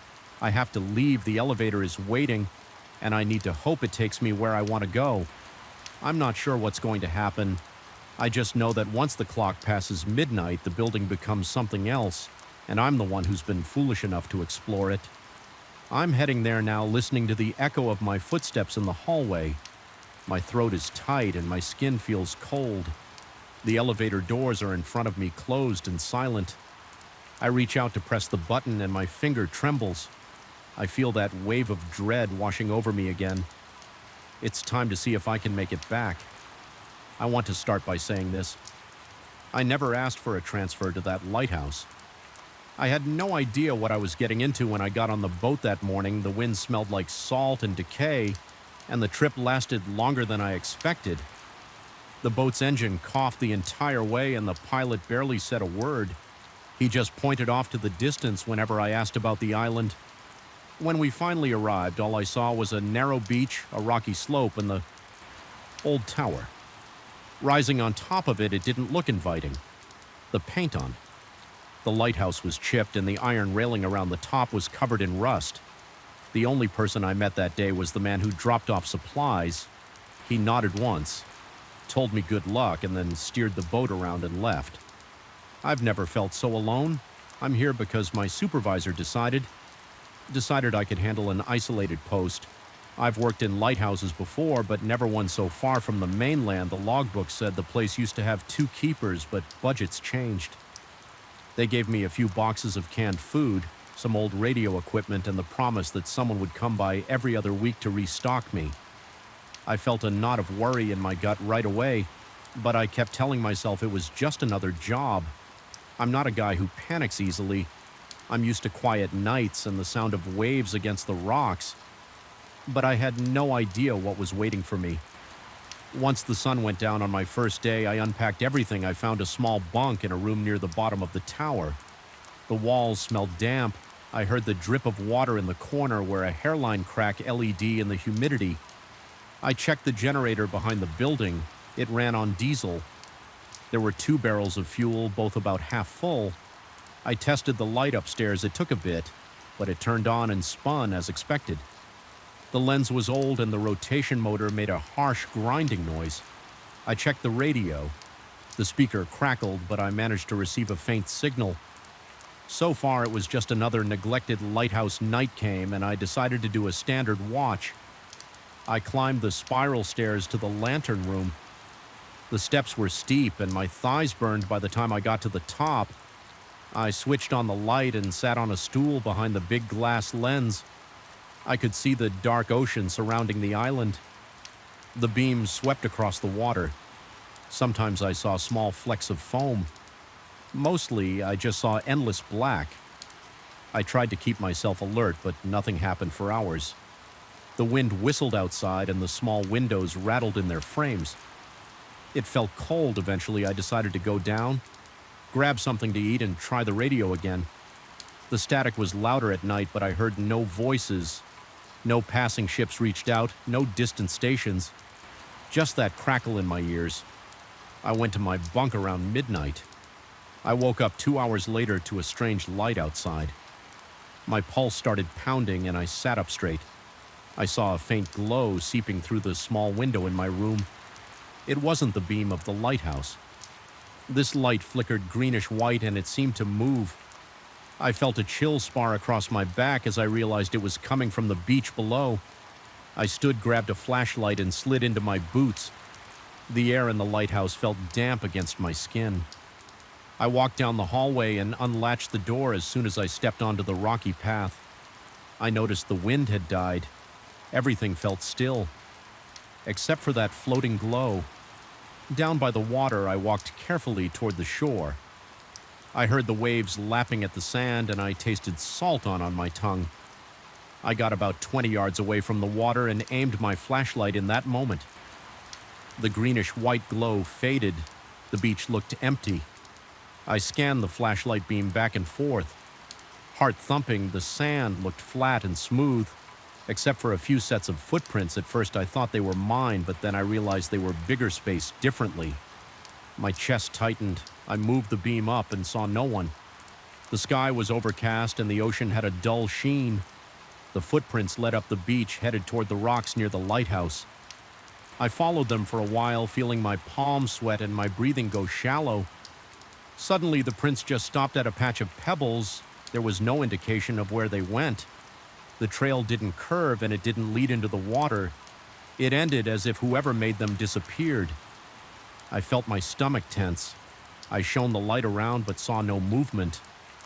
My mind started racing. I thought maybe I was half asleep imagining things. But when I placed my boot next to one of those prints, I saw a real indentation, probably made by something heavier than me. I realized I was shaking. I rubbed my forehead, forced myself to take a breath, and decided to head back to the lighthouse. I spent the rest of that night sitting in the kitchen listening to the silence. My flashlight stayed on the table. I kept glancing at the door, worried I'd hear a knock or footsteps outside, but nothing else happened. When morning light finally came, I walked back out to the beach. I expected to see footprints, but the tide had wiped the sand clean. No sign of anything. I felt exhausted, but I forced myself to check the entire shoreline. Then the path near the rocks. All I found were gulls squawking overhead. My clothes felt sticky with sweat. I had a headache from lack of sleep. I spent the day pacing around the tower, double-checking the supply shed and reorganizing the radio equipment. It kept my mind off the weirdness that night. I tried to convince myself I'd just seen some natural phenomenon. Maybe it was a patch of bioluminescent algae. Maybe the footprints were old. I went through every possibility in my head, but none of them felt right. When darkness fell again, I made sure all the doors were locked. I turned on the lighthouse beam, then stayed up in the lantern room watching around. 2 in the morning, I saw it again from the vantage point up top. I noticed the glow start just beyond the breakers. It drifted toward the beach like a slow, steady light. My throat went dry. I hurried down the steps, stumbling a bit in my rush. This time I grabbed the old binoculars hanging on a hook near the door. I shut the door behind me and jogged toward the edge of the cliff that overlooked the beach. When I raised the binoculars, I saw 3 figures. They moved in a line, heads bent forward. Walking slowly through the surf water pulled around their ankles, and they left a trail of footprints behind a pale glow spread around them like an aura. I felt my heart hammering in my chest. They wore what looked like dark clothing, drenched from the ocean. I couldn't see their faces. Their steps were synchronized like they were marching. I watched as they moved onto the sand and continued toward the lighthouse. My hands trembled so much that the binoculars shook. I lowered them and took a step back. My breathing sounded loud in my ears. Part of me wanted to run, but my feet stayed planted. I decided to go down to the beach. I don't know why I did it. Maybe I wanted proof that I wasn't imagining things. Maybe I just needed to see them up close. I scrambled down a narrow path, nearly slipping on the wet rock. The sea breeze pressed against me and the flashlight beam trembled in my grip. As I got closer, I saw the glow again. It was stronger now, bathing the figures in that same greenish-white light. It made the wet sand glisten. I called out, "Hello." My voice came out shaky. They didn't reply. They kept walking. I moved the flashlight beam onto them and caught a glimpse of wet arms and torsos. No face showed. It felt like I was looking at shadows. My heart pounded so loud it hurt. I took another step and the beam flickered. The flashlight made a buzzing sound. Then it cut out. Darkness surrounded me and I froze. I still saw the glow in front of me, but my flashlight was dead. I heard a faint hissing noise, almost like static. My ears started to ring. I stepped backward and my boots sank into the sand. I struggled for balance. My pulse was racing. I tried to turn away, but I felt compelled to look. The figures passed by me, not even touching me up close. I noticed the air got colder. I heard them breathing, but it sounded wet and uneven. I wanted to speak, but my mouth was too dry. I just stood there staring. When I looked back, I saw them moving toward the lighthouse. The glow moved with them, lighting up the base of the tower. I couldn't move right away. My legs felt weak. After a few seconds, I forced myself to follow. As I neared the foot of the tower, my flashlight flickered back on for half a second, then died again. The only light was that greenish glow. I saw their footprints pressed into the sand, going right up to the lighthouse door. Then, right before my eyes, the glow dimmed and the figures faded into the darkness. They vanished like they were never there. My heart thundered. I was sweating, and my stomach felt like I might vomit. I grabbed the doorknob, found it locked, and rushed inside. I stayed awake until sunrise, pacing around the small living area. I avoided the windows. My radio wouldn't pick up anything but static. It felt like my mind was reeling when morning arrived. I went outside to look for tracks. This time I saw footprints around the door. I could see droplets of water on the stone walkway. I followed the tracks around the corner and they stopped against the old stone wall. There was no path leading away from there. I reached out and touched the stone. It felt damp. I looked around for any other sign but found nothing. Over the next few days, I tried to stay calm. I wrote down everything in a separate notebook. I detailed the time, the weather, how many figures I saw, their direction, and the color of the light during the day. I checked every inch of the island. The place was small, just a ring of jagged rocks around the beach and the tower. I found a small cove on the far side, but there were no signs of boats or hidden huts. The supply boat came once, and I wanted to ask the pilot about the strange lights, but he just threw the crates on the sand, said he was behind schedule, and left. I felt like a fool, standing there not sure how to bring up something so bizarre. The figures kept coming.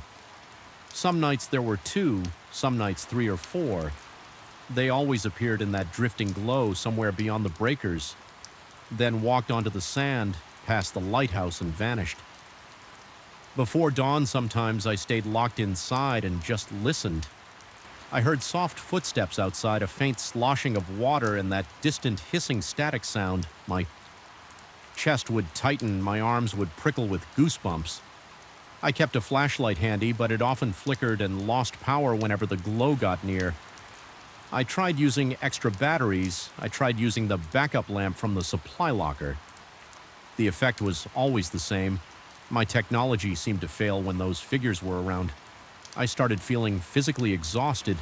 My appetite disappeared. I could feel tension in my shoulders all day. My eyes stung from lack of sleep.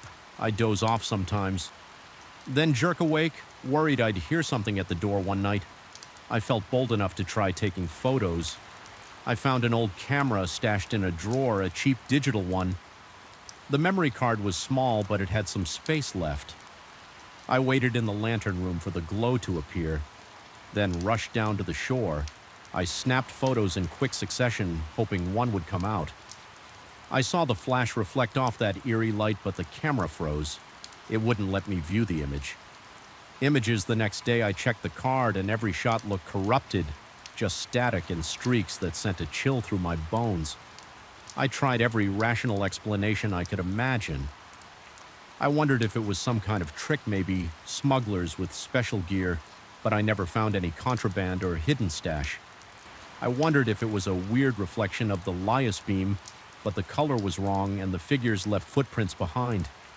One night I climbed onto the rocky cliff to watch from above. I witnessed the same process. A glow in the wave shapes walking onto the shore, heading for the tower, then dissolving into darkness. My heart pounded so hard I had to crouch down and catch my breath. I felt shaky, like my body couldn't handle the adrenaline anymore. After a couple of weeks, my eyes were sunken and my hands shook during the day. Every time I tried to call for help on the radio, it fizzled and went silent. The supply boat didn't show up on schedule. I felt trapped. The nights seemed longer. I started counting the hours until sunrise, but time dragged. Each evening, I'd sit in the kitchen with the lantern lit, chewing on stale crackers just to keep my jaws moving. My stomach churned with anxiety. It felt like the place was wearing me down bit by bit. I forced myself to keep a routine in the morning. I'd eat something and then do maintenance tasks. I'd check the fuel for the generator, see if the light worked, and make notes in the official lighthouse log. I tried to ignore the footprints I would sometimes find near the door. They were always wet, often large and deep. I would clean them up and then stand there, feeling my pulse racing. The sense of being watched never went away. Even in broad daylight, I'd catch myself looking over my shoulder, expecting to see someone standing behind me one night. I decided I'd try to confront them. I was tired of cowering indoors. I prepared a strong flashlight, wrapped a spare battery pack around my waist, and grabbed a wooden club I found in the shed around 1 a.m. I spotted the glow. I marched down to the beach, adrenaline pumping through my veins. The glow bobbed on the water's surface. Then I saw 4 figures emerge. They moved slowly toward me, leaving trails in the wet sand. I raised the flashlight, and it died instantly. My wooden club felt slippery in my hand. I took a step forward, but my knees trembled. I tried to shout. "Stop!" My voice cracked. They came close, maybe 10 feet away. I heard them breathing, that wet rasping.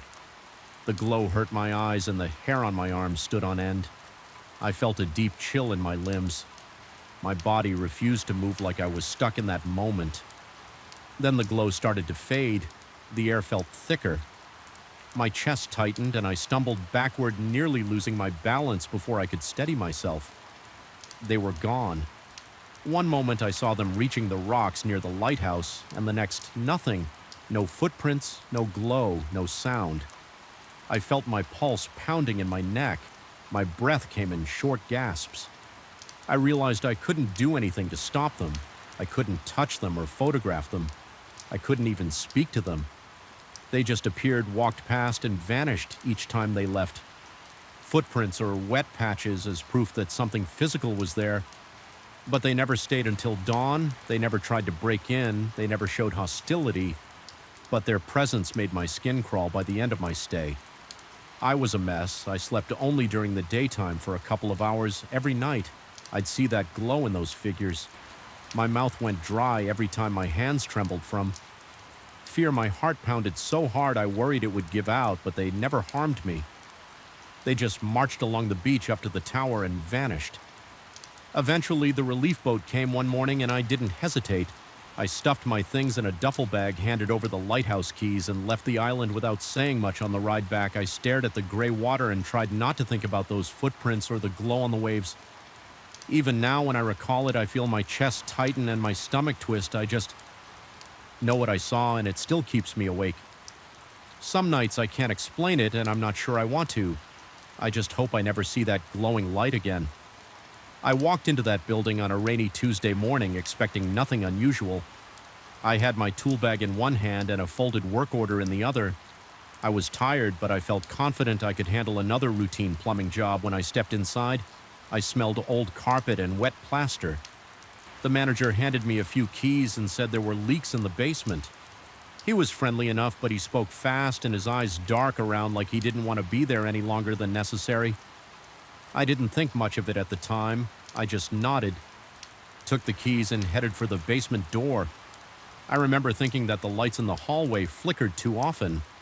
I assumed it was a bad electrical circuit. I had no idea what waited for me in the depths below. My name is Gary. I'm a plumber, and I've been working in this field for almost 10 years. I've seen my share of flooded basements, busted pipes, and suspicious leaks. I can usually tell when water damage hides something worse. But that day I missed all the early signs that this building was different. Maybe I was too focused on finishing the job quickly. Maybe I was just tired from the day before. Either way, I pushed open the basement door and started down the concrete steps, humming a quiet tune to keep myself company. The basement smelled stale and damp. I saw water stains on the walls, forming dark rings that spread across the exposed concrete. The overhead bulbs buzzed. Their light was weak, and I noticed a few flickering off and on. The manager had told me to find the main valve in the back room. He said the pipes there had been making strange noises and leaking around the joints.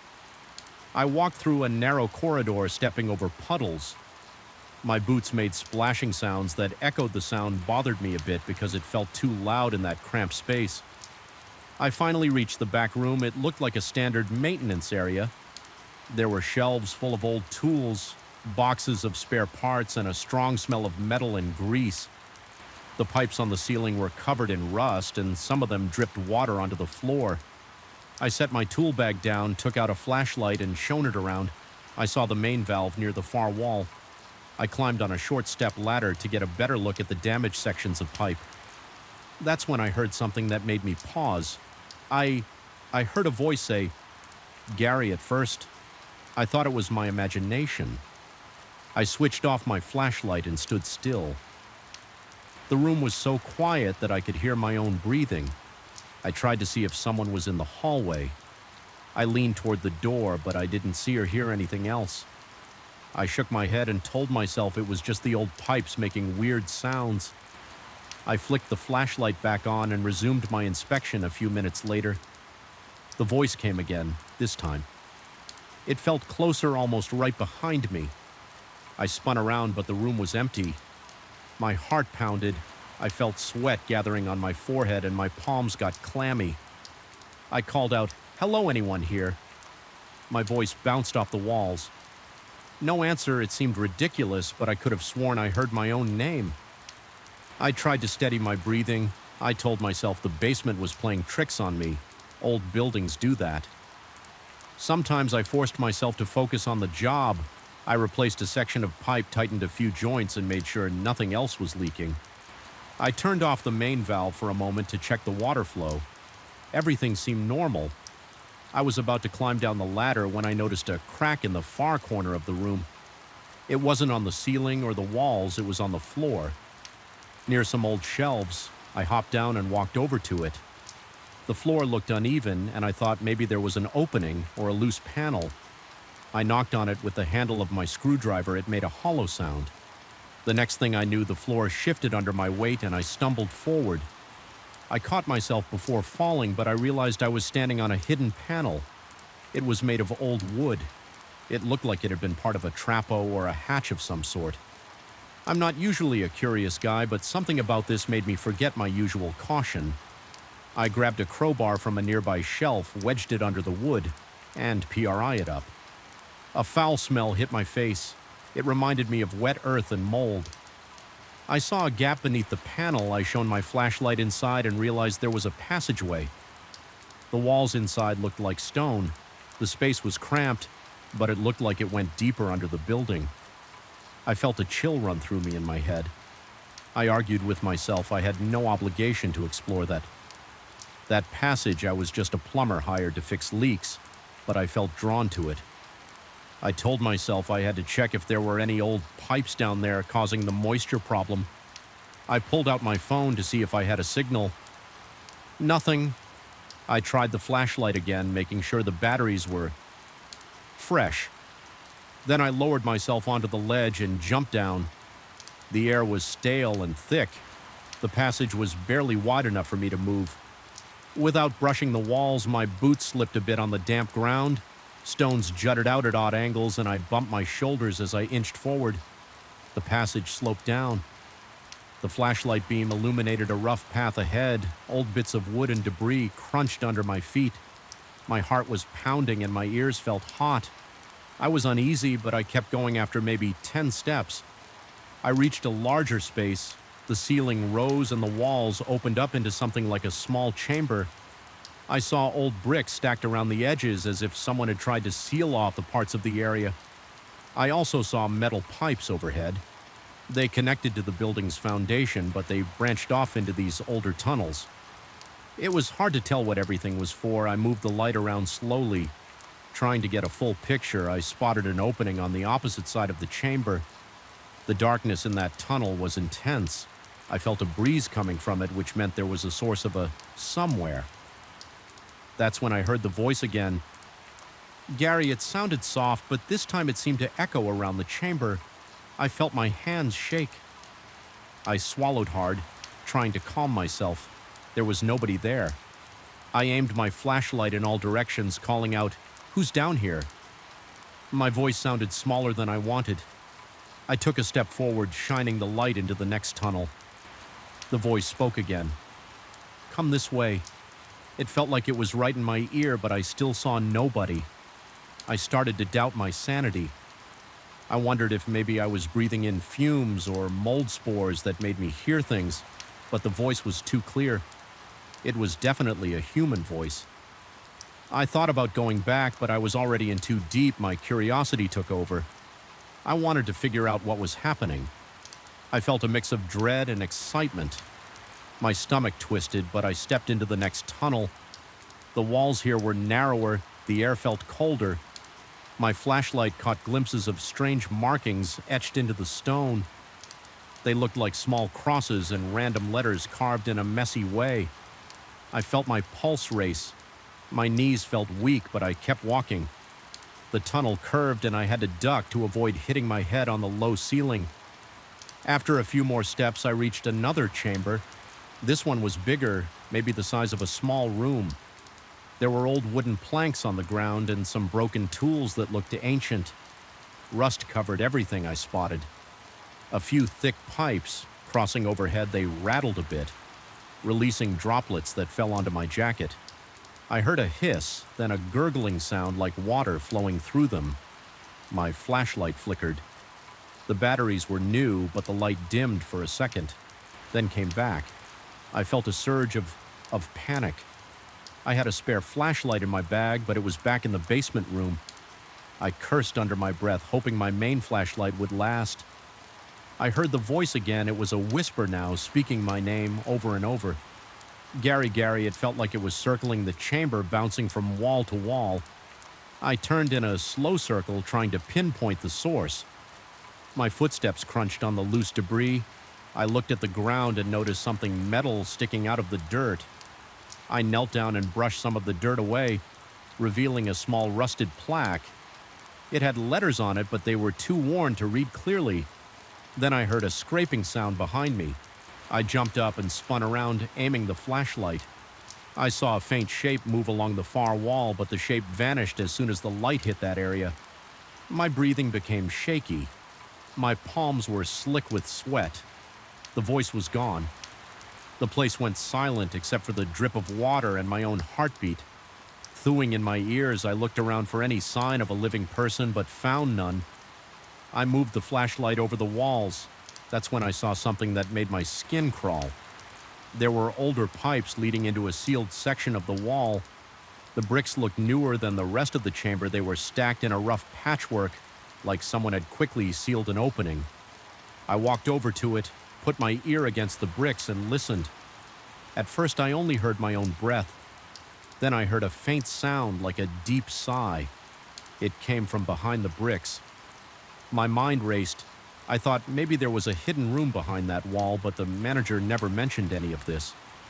I wondered if he even knew I decided I had to see what was behind it. I felt an urgency to uncover whatever secrets lay there. My gut twisted and my head felt light, but I started prying at the bricks with the edge of my flashlight, trying to loosen them. It was slow work, and the bricks were heavy. I managed to dislodge one or two. Dust filled the air, making me cough.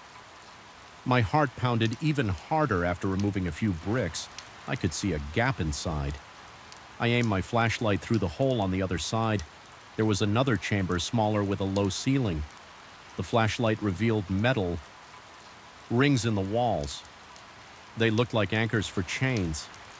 There was a small wooden stool in the corner, rotted with age. A coil of chain lay on the floor, rusted and tangled. My blood ran cold. The place felt disturbing, like something awful once happened there. I stepped back, feeling the breath catch in my throat. The voice returned, closer than ever. It said they did terrible things here. Gary, my flashlight flickered again, then stabilized. I felt a knot in my chest. I didn't want to stay any longer. I backed away from the wall, keeping my eyes on that hole. My pulse hammered in my temples. The air felt heavier. My knees shook. I turned and hurried back the way I came, through the narrow tunnel, past the strange carvings. Back to the first chamber, my flashlight beam jittered on the walls as my hand trembled. I stumbled on loose stones but kept going. I heard faint whispers behind me as if they followed me.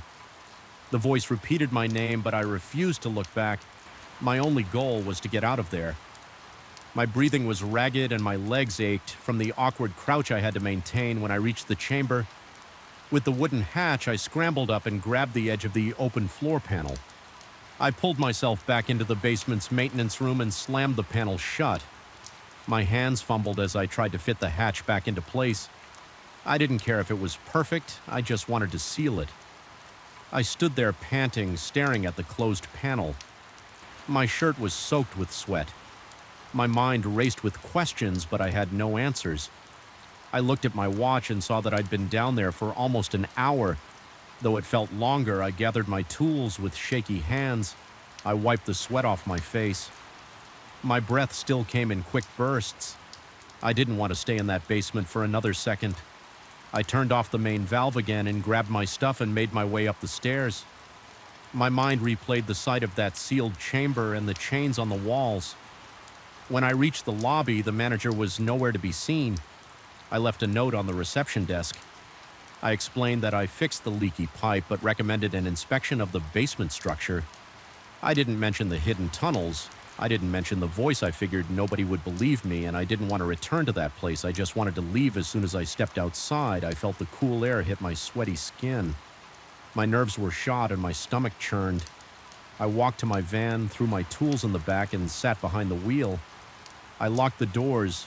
Even though it was broad daylight, I started the engine and took one last look at the building.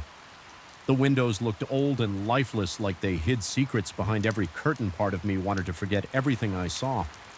Another part of me felt a sick curiosity about what else might be hidden underneath those floors. I drove away, gripping the steering wheel so hard my knuckles turned white. My mind raced with thoughts of the voice calling my name, the strange bricks, and the hidden room. I kept hearing those whispers in my head. For days afterward, I had nightmares about narrow tunnels and distant echoes. Sometimes I woke up in a cold sweat, convinced I still heard someone whispering Gary in the darkness. I never returned to that building. I told my supervisor I wasn't comfortable doing any more jobs there. He didn't ask why, he just assigned me somewhere else. I don't know if the manager ever called another plumber to investigate the basement. Further part of me hopes they sealed everything up. Another part of me doubts it will ever truly stay hidden. I suspect those tunnels existed long before the current owners had any idea what lay beneath. And the voice in those tunnels, I can't explain it. I only know it was real enough to terrify me. That's my story. I saw things in those tunnels that made my skin crawl, and I heard a voice that knew my name before I even realized I wasn't alone. I'm still not sure if I was dealing with something supernatural or if it was just the echo of some dark event from the past. I do know that I won't ever go looking for answers down there again. I fixed the leak that was my job, but I learned that not all problems in a building are about pipes and valves. Sometimes the walls and floors hide secrets better left alone. If anyone else wants to dig deeper, they can. I'm done. I don't need to hear that voice again. I still remember the moment I stepped off the bus. The air felt thicker than usual and my shirt clung to my back. I was in this old colonial town because I wanted a change of scenery. Nothing more. I wasn't prepared for the strange events that would unfold once I checked into that ancient hotel right from the start. Something about that place made my stomach tighten. I couldn't put my finger on it, but the sensation felt like a knot under my ribs. I ignored it at first because I needed a place to stay, and the Hotel Colonial was the only option that fit my budget. Now I realize I should have paid more attention to my instincts. I arrived late in the afternoon. The sun was low and its light stretched across the cobblestone streets. The town looked picturesque in that golden light, but the buildings cast long shadows. The hotel stood on a corner with large wooden doors and tall windows with iron bars. The facade had faded paint and small cracks running across the walls. When I pushed open the heavy door, the hinges groaned. A single overhead light illuminated the lobby, revealing worn rugs and a wooden check-in desk. A ceiling fan spun slowly above a set of leather chairs. I noticed the musty smell right away, like old wood mixed with a bit of mildew. The manager greeted me with a polite nod. He was a tall, thin man with sunken cheeks and short gray hair. He wore a vest that looked a bit too big for him. His voice was soft, but it echoed around the empty space. I told him my name, and he checked my reservation in a leather-bound ledger. There was no computer in sight. He handed me a brass key with a tag that read, Room 14. Then he told me the room was on the second floor. At the end of the hallway, I took the narrow staircase. The steps creaked under my feet, and the railing wobbled a little whenever I put any weight on it. The walls on the staircase were lined with old portraits of stern-looking men and women. Their eyes seemed to follow me as I climbed. When I reached the second floor, I turned left and walked to the very end of the hallway. The corridor smelled stale, and a single light bulb flickered overhead.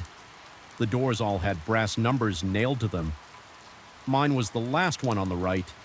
The key jammed a bit in the lock, so I had to wiggle it. I pushed open the door and flipped the light switch.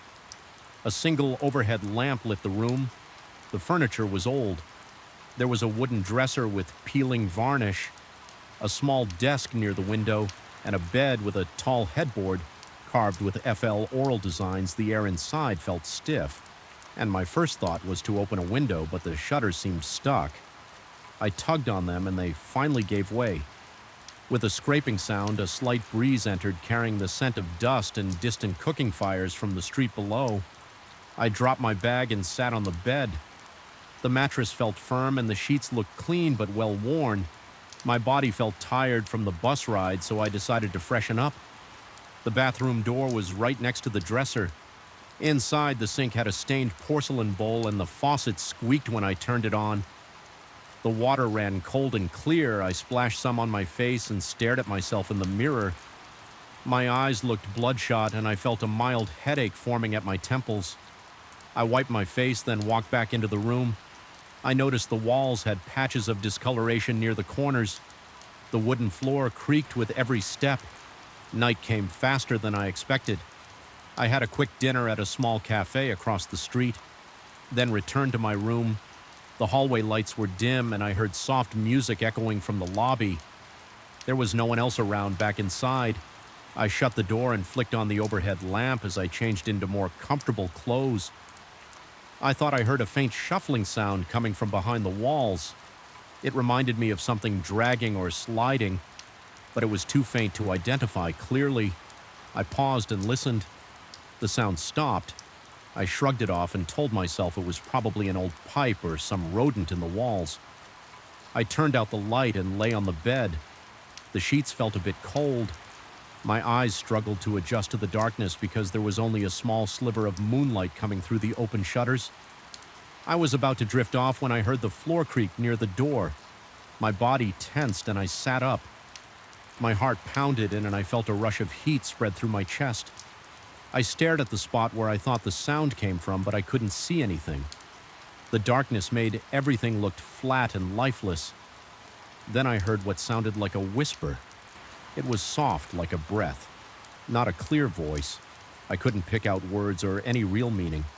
It just sounded like someone exhaling close to my ear. I jumped out of bed, flipped the light back on, and scanned the room. Nothing looked out of place. The door was still shut. The window was open, but there was nobody outside. My ears started ringing a bit, and I realized I was breathing heavily. I forced myself to calm down and check the bathroom. It was empty. I even looked behind the curtains. Nothing. Finally, I told myself I was just jumpy because the hotel was old and unfamiliar. I turned the light off again and tried to sleep. My dreams were restless, filled with strange shapes I couldn't identify. I kept waking up sweating and uneasy. At one point, I felt like someone was watching me from the corner of the room, but whenever I sat up, I only saw the same worn furniture the next morning. I woke up later than I planned. The sun was shining through the shutters, and my body felt sore like I hadn't slept properly.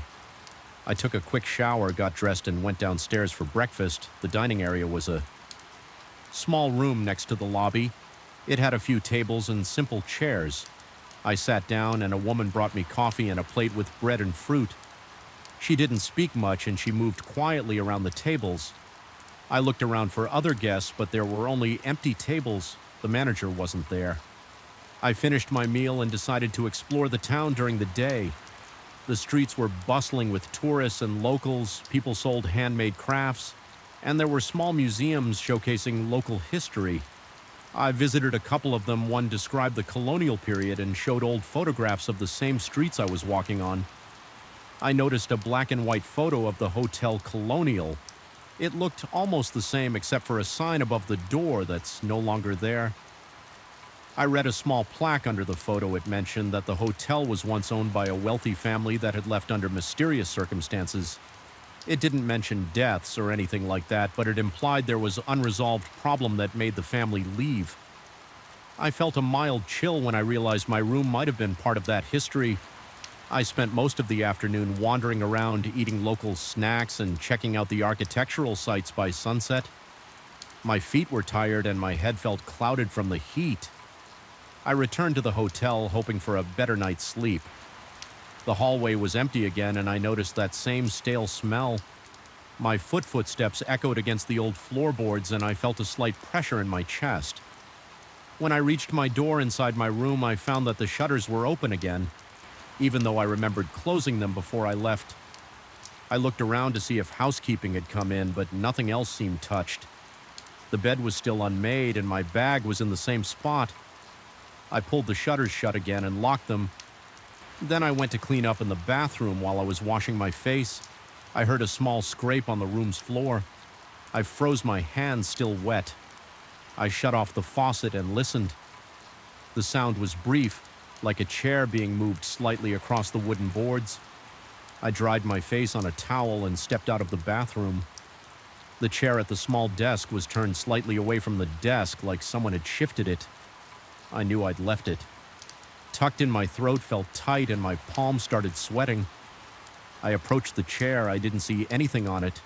Under it or around it, I slid it back in place and tried to shake off the nervous feeling. Night fell again this time. I felt determined to sleep, but also on edge. I had a single lamp on as I lay in bed flipping through some local brochures. I'd grab the words blurred on the page because I couldn't concentrate. The silence weighed on me.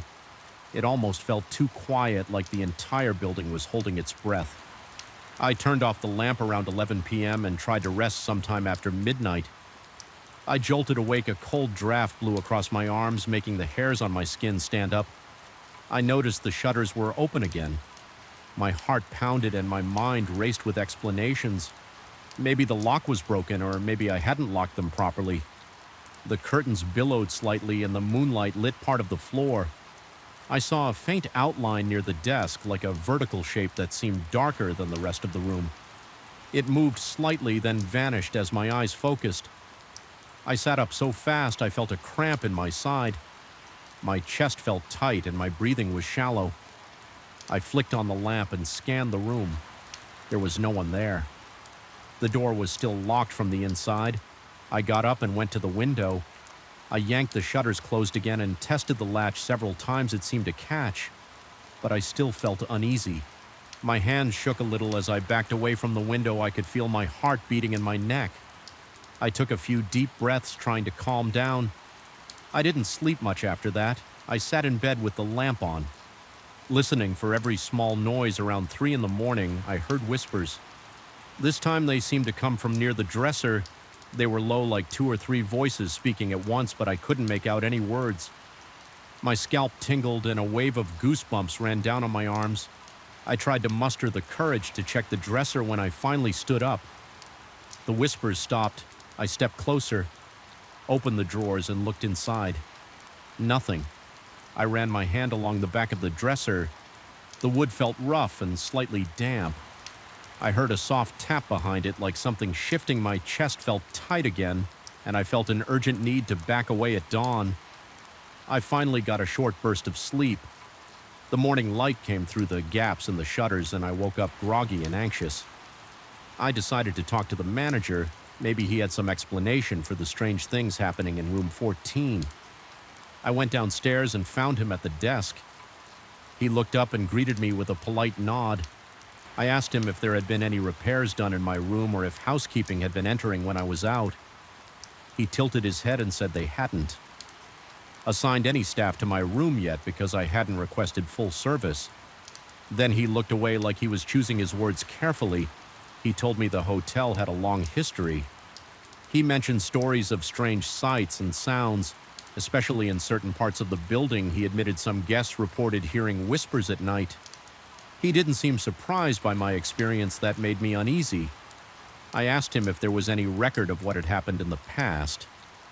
He shrugged and said some old documents might exist in the back-off office, but they weren't available to the public. His manner was polite, but he seemed to want to change the subject.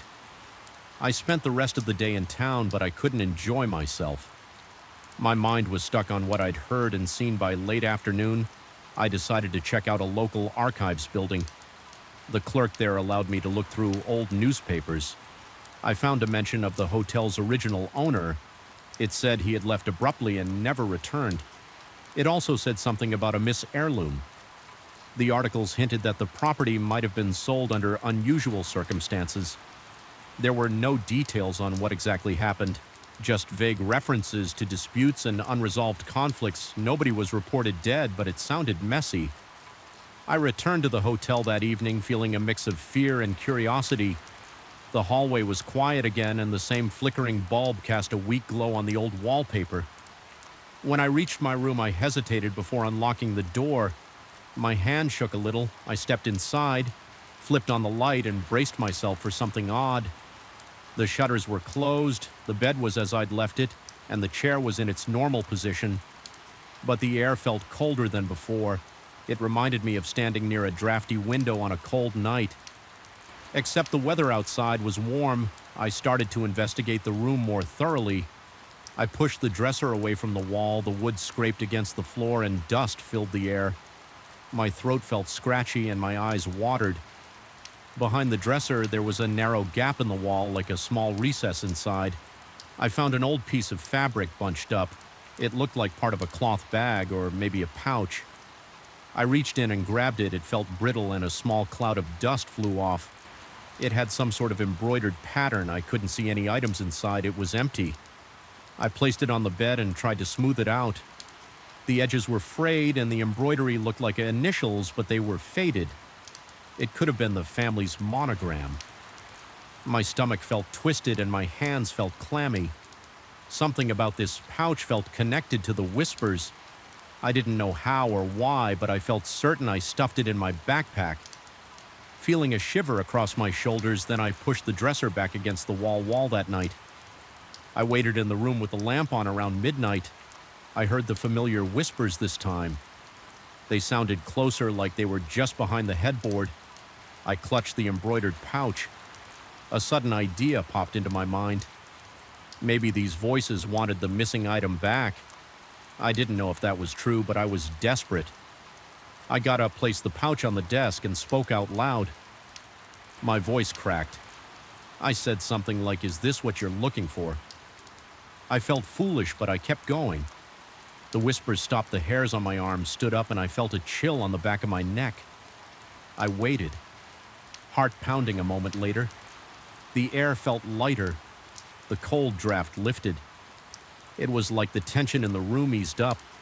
I stayed awake for another hour listening. The whispers didn't return. I eventually fell asleep with the lamp still on. The next morning, I woke up feeling more rested than I had in days. I half expected to see the shutters open again, but they were still locked. The embroidered pouch sat on the desk untouched. I decided to leave it on the dresser as I left for breakfast in the dining area. I ate quickly and kept to myself. I didn't mention the pouch or the whispers to anyone. When I returned to my room, everything felt still. The air was normal, the cold draft was gone, and there were no signs of any tampering. I grabbed my bag, took one last look at that old embroidered pouch, and decided to leave it where I found it. Inside that gap behind the dresser, I nudged the dresser back into place, making sure it was lined up with the wall. Then I locked the shutters and double-checked the latch that night. There were no whispers, no shifting chairs, and no strange shapes. I slept with the lamp off. The relief felt almost overwhelming. The next day, I packed my things, checked out, and headed to my next destination. I didn't get all the answers about the hotel's history, but I sensed that pouch belonged there. Maybe I put it back where it was meant to be, or maybe I just convinced myself I hadn't. Either way, the haunting presence in that room seemed satisfied, and I left that old hotel with the feeling that I'd resolved something. Even now, when I think about the Hotel Colonial, I feel that twinge of fear in my chest. But I also remember that cold draft lifting and the way the whispers suddenly stopped. I can't explain any of it, but I know it was real. If anyone ever asks me about the strangest place I've stayed, I always mention room 14 at the Hotel Colonial. I described the soft whispers, the chilling draft, and the uneasy nights.